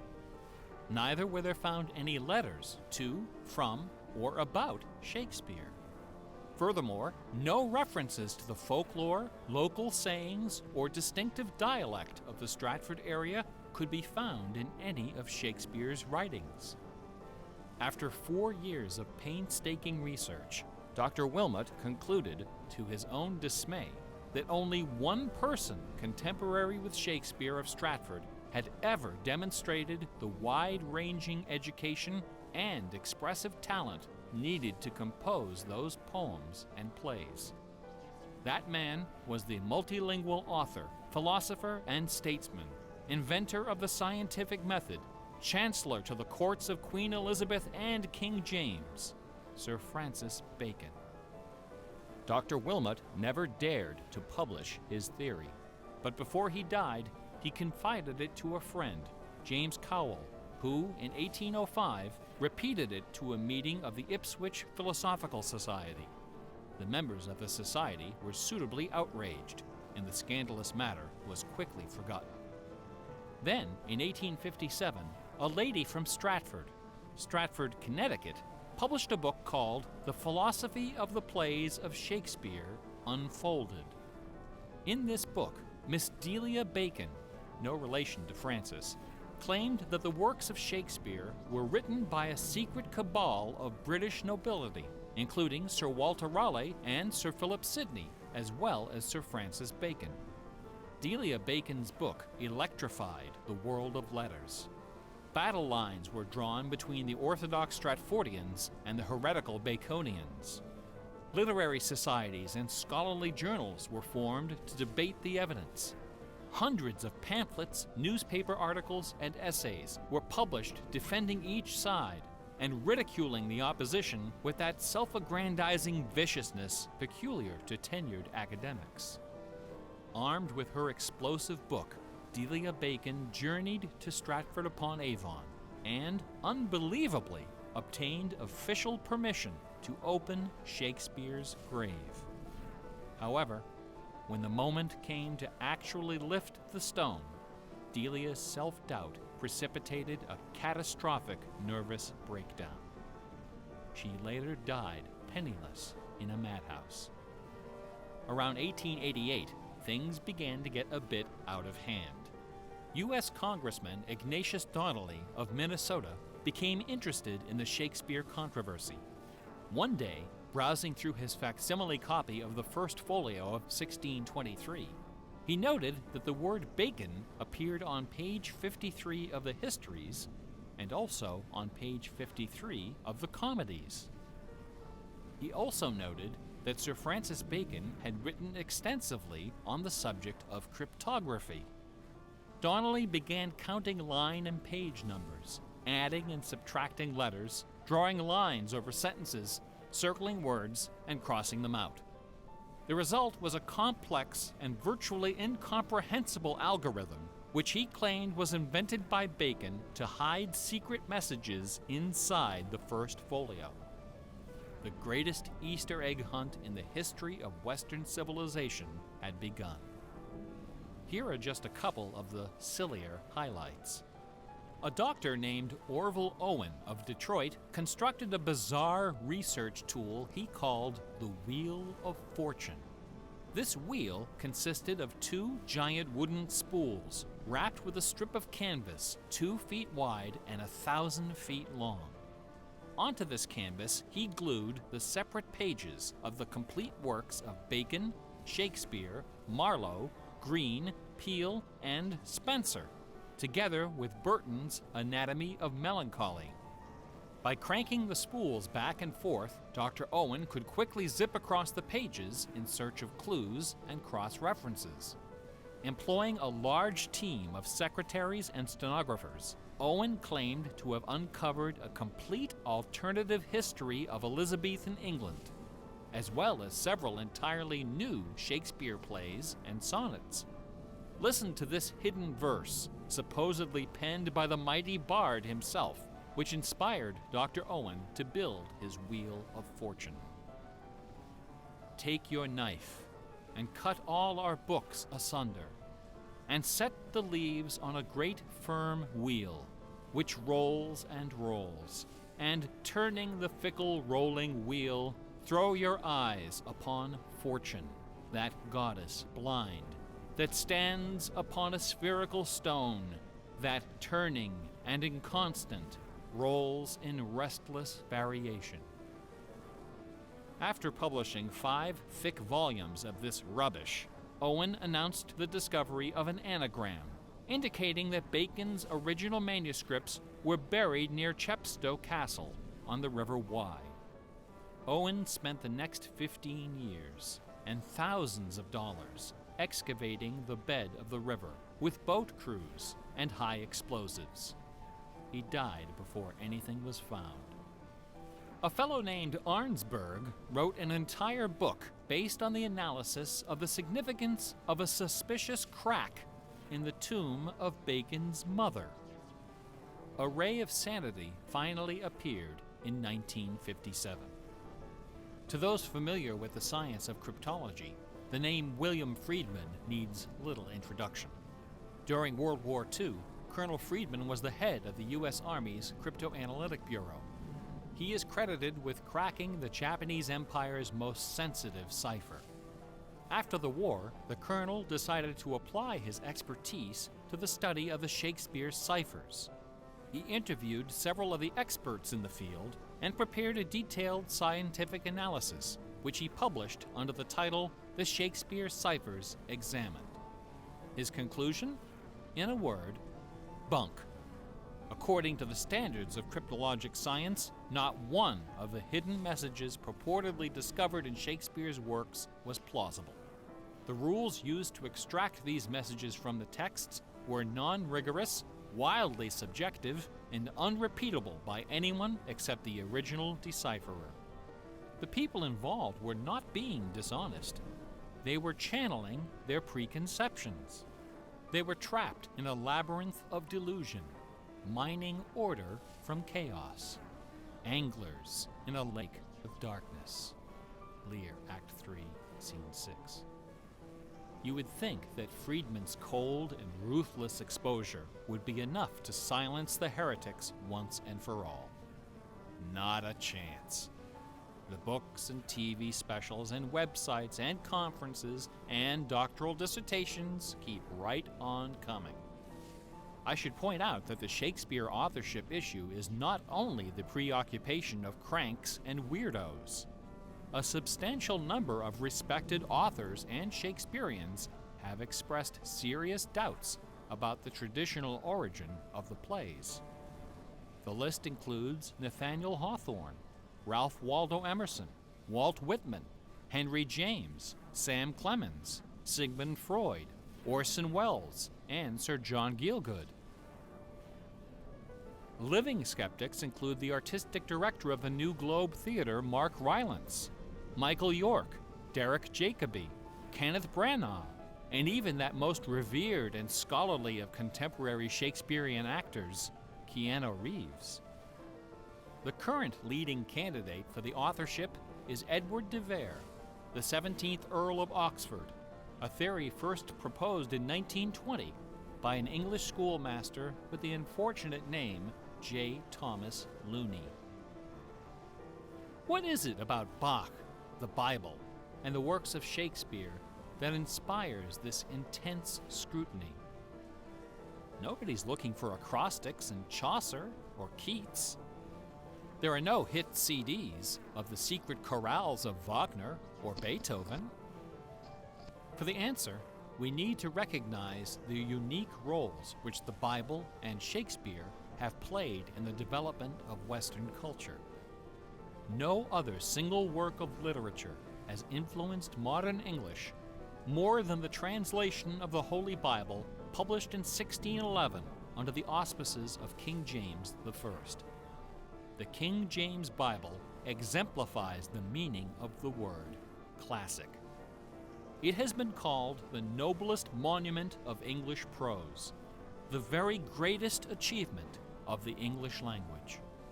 It has served as an inspiration for generations of poets, dramatists, musicians, politicians, and orators.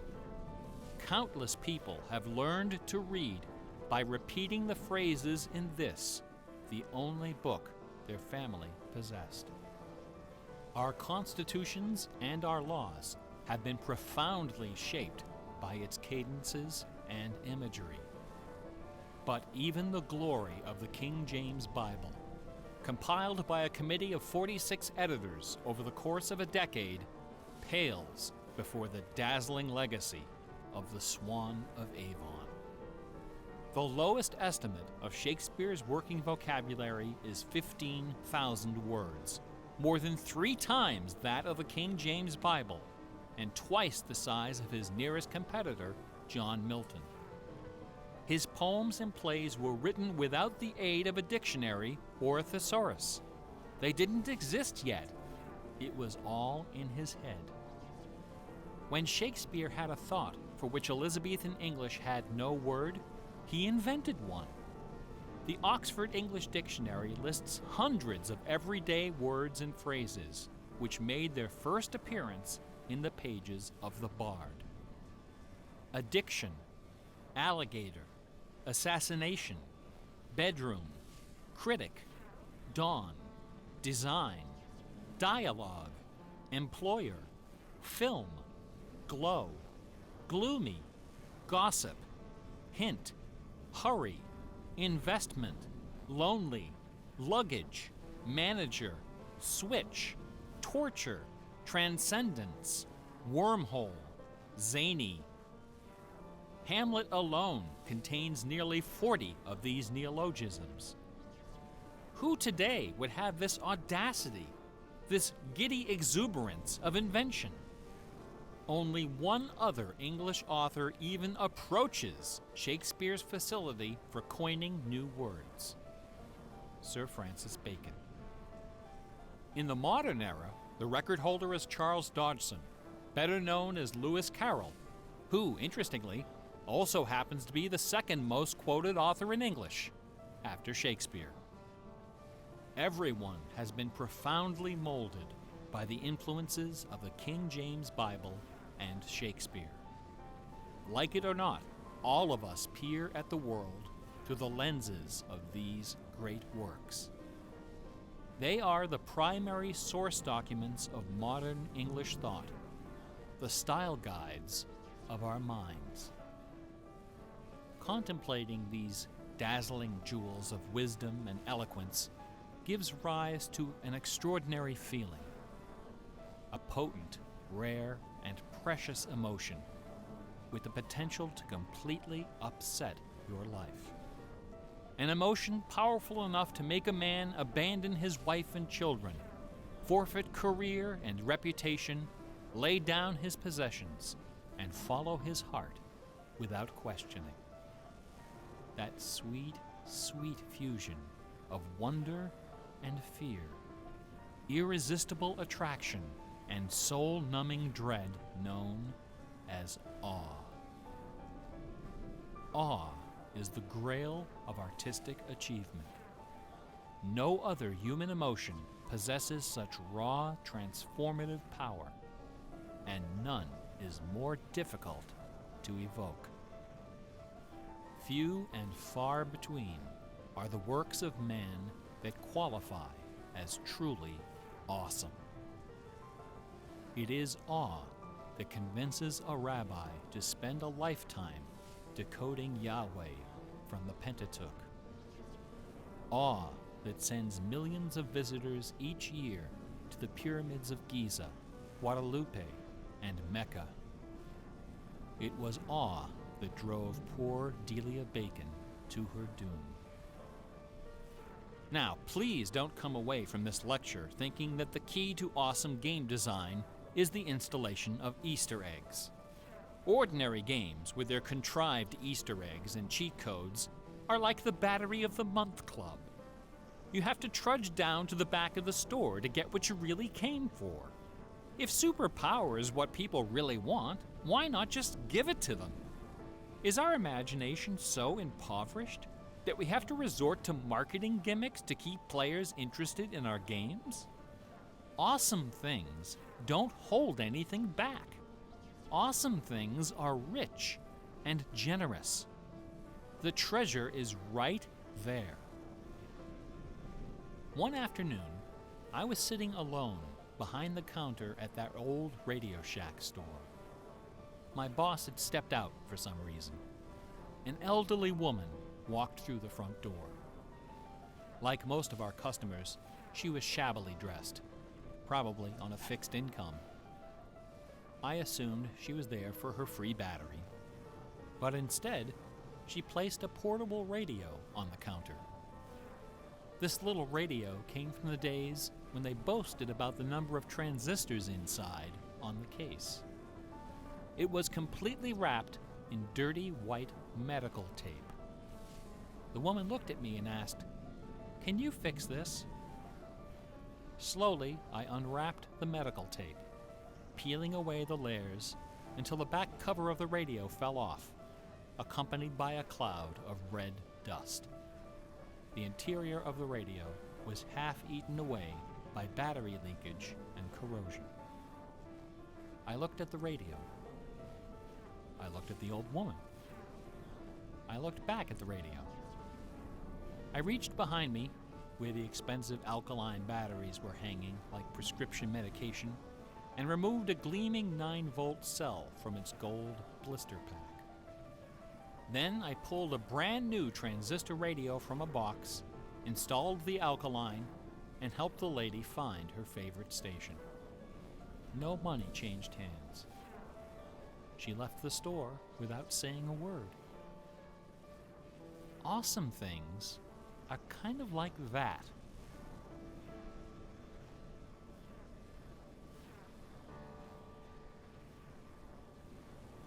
Bach offered his students very specific insight into the source of awe. In addition to BACH, 2 other sets of initials are also associated with Bach's music. These initials are not hidden in the notes. Instead, they're scrawled right across the top of the manuscript for the whole world to see. The initials are SDG and JJ. SDG stands for the Latin phrase Sole Deo Gloria, to the glory of God alone. JJ stands for Jesu Juva, help me, Jesus. Bach wrote all of his great masterpieces sub specie eternitatis, under the aspect of eternity. He did not compose only to please his sponsors or to win the approval of an audience. His work was his worship. Bach once wrote, "Music should have no other end and aim than the glory of God and the recreation of the soul. Where this is not kept in mind, there is no true music, but only an infernal clamor and ranting." The name of the power that moves you is not important. What is important is that you are moved. Awe is the foundation of religion. No other motivation can free you from the limits of personal achievement. Nothing else can teach you the art of flight. Computer games are barely 40 years old. Only a few words in our basic vocabulary have been established. A whole dictionary is waiting to be coined. The slate is clean. Someday soon, perhaps even in our lifetime, a game design will appear that will flash across our culture like lightning. It will be easy to recognize. It will be generous, giddy with exuberant inventiveness. Scholars will pick it apart for decades, perhaps centuries. It will be something wonderful, something terrifying, something awful. A few years ago, I was invited to speak at a conference in London.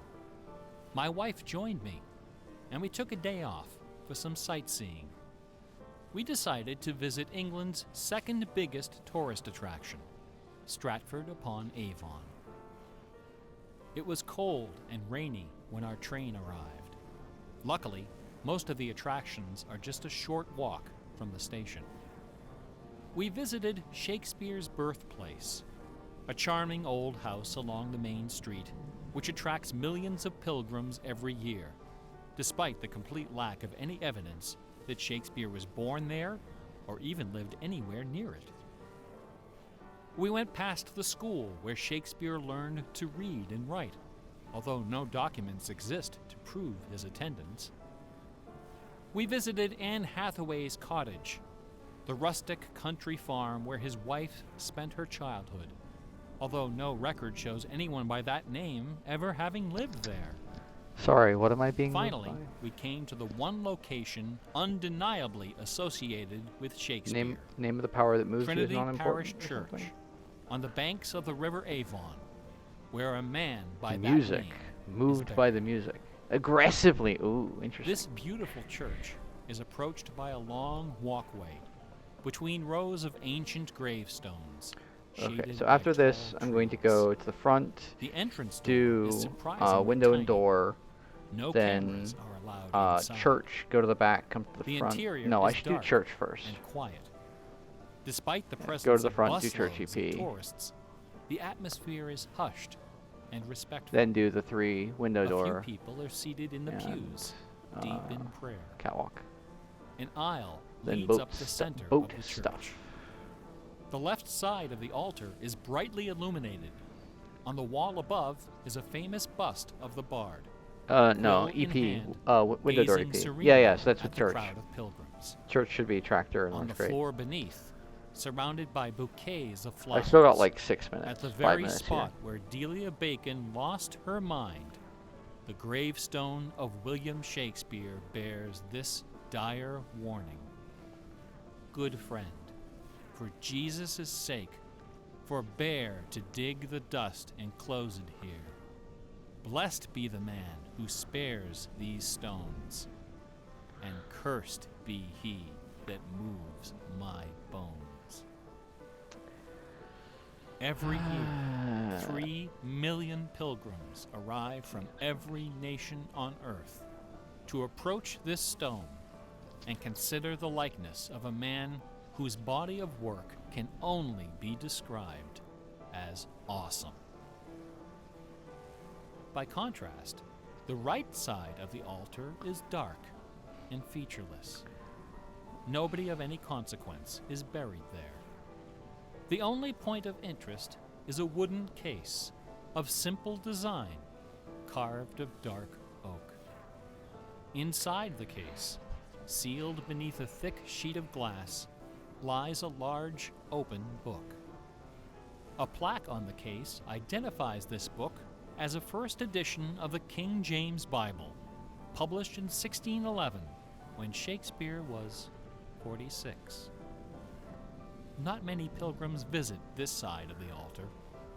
Most of those that do simply glance at the book, read the plaque, and move along. A few, more observant, note that the Bible happens to be opened to a page in the Old Testament, the book of Psalms, chapter 46. No explanation is given for this particular choice of pages. For the initiated, none is necessary. If you are of inquisitive bent, if you are intrigued by English history and literature, if you value your peace of mind, cover your ears now. In the year 1900, a scholar noticed something about the King James translation of Psalm 46. Something terrifying, something wonderful. The 46th word from the beginning of Psalm 46 is shake. The 46th word from the end is spear. There are only two possibilities here. Either this is the finest coincidence ever recorded in the history of world literature, or it is not. The Earth revolves around only one sun and has only one moon. The moon happens to be 400 times smaller than the sun. I was going to trim my nails during this, and I didn't. 400 times farther away. Oh well. And the apparent paths of the moon and sun in our sky happen to intersect exactly twice every month.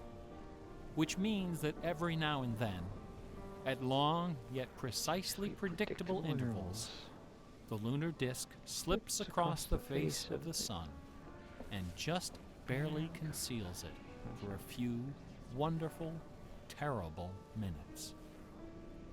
A fine coincidence. Well, do it now. In June of 1977, a little man with divergent eyes and a talent for mischief ascended a hilltop in the British village of Ampthill. At the summit of this hill is a tall, slender cross, a memorial to Catherine of Aragon, the first wife of Henry VIII. The sun, just don't question how I'm losing time, because I'm not the actually. shadow of the cross upon the grassy The splits are hillside. just confused, which is not surprising. At exactly 'cause 12 I confused noon, them. the Oh, man your clipper! removed No. from his pocket a bar magnet. He turned the magnet so its north pole was facing south and buried it under the shadow of the cross. 2 years and then later, you find it again. a few hours before the publication of his first book, the man returned to that hillside, this time in the dead of night. Sigh. He used a compass to locate the magnet he had buried. In that same place, he dug a hole in the ground and placed inside a ceramic container inscribed with the following words: I am the keeper of the jewel of masquerade, which lies waiting safe inside me.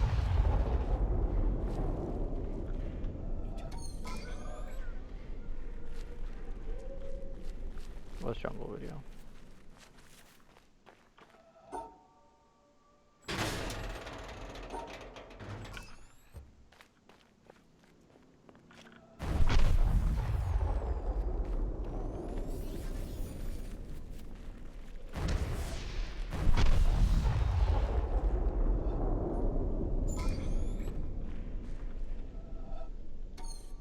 Goes to build up a worm or a geranium or you. This stuff's easy to take.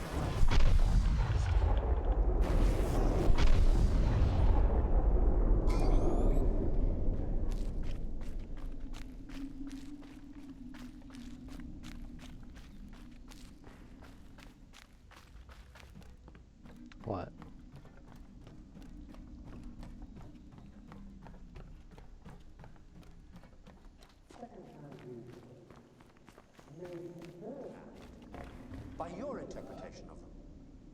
Things like that. As opposed to big. It was fine. Nothing sketchy about it.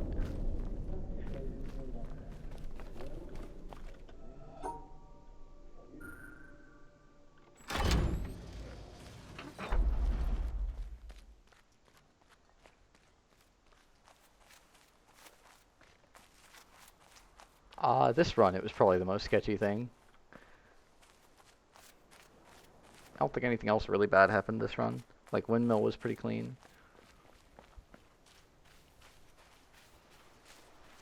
No, Boat EP was fine. You're misremembering that. You mean the Underside EP at speed 5. The green Boat EP is really generous. It just looks bad. Oh, I guess I clicked out a little bit early, but yeah. I would have just reset at that point, because that was early enough, like before Buoy. I would have reset and done a 99.8 instead of 100.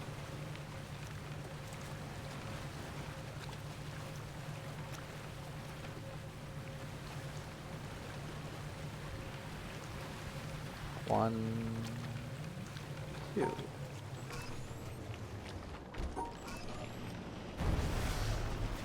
Underside was scary, but that's actually how Underside always goes. If you're really quick, you can get there before the bridge tries to cut you, but if not, you just get it late. And that Green Doorway EP was actually not that bad. If I miss it there at the beginning of the book, I can actually wait for him to finish showing the artwork, and then he'll go back to the slide with the amino acids. So I actually am just safe there. Plenty of safe there.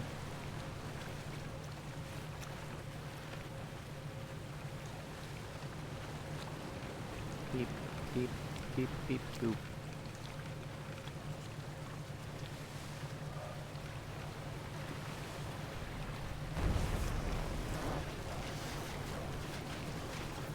Never seen a solve of the circle gone? Oh. It's timed, like it's a hard-coded timing, I think. I don't think it's actually using the video feed. I don't remember exactly how that EP worked. I'd have to go look again. There's a bunch of EPs that are a little bit cheaty.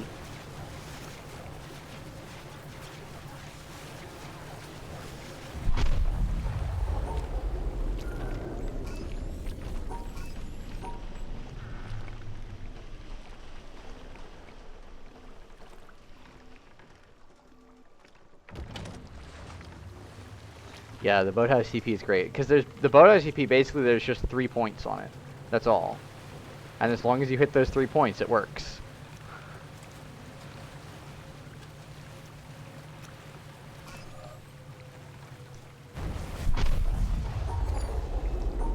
Speed up.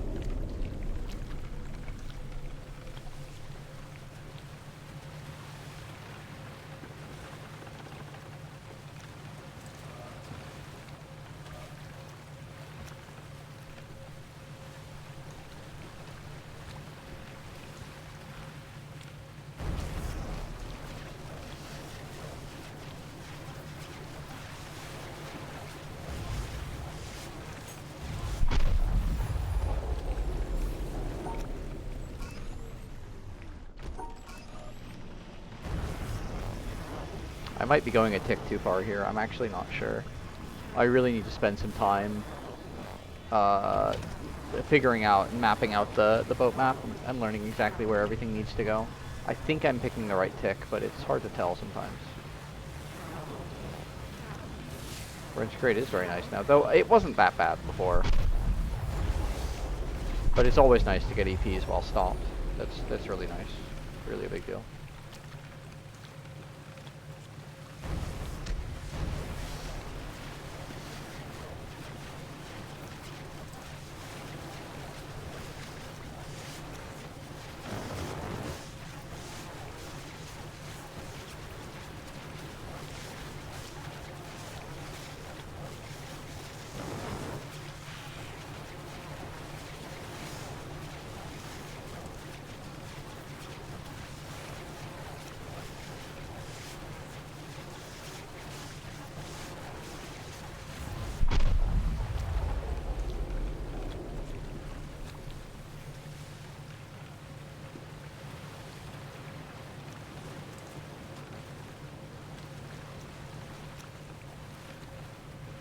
The other routing option, which I think we timed, but would be worth timing again, is going from quarry to desert and then back. This is a really nice run, yeah. As opposed to going from tutorial to desert. I don't think it's worth it, but it could be. Just, this is really far. 1, 2, 3, 4, 5, 6, 7, 8, 9, 10, 11, 12, 13, 14, 15.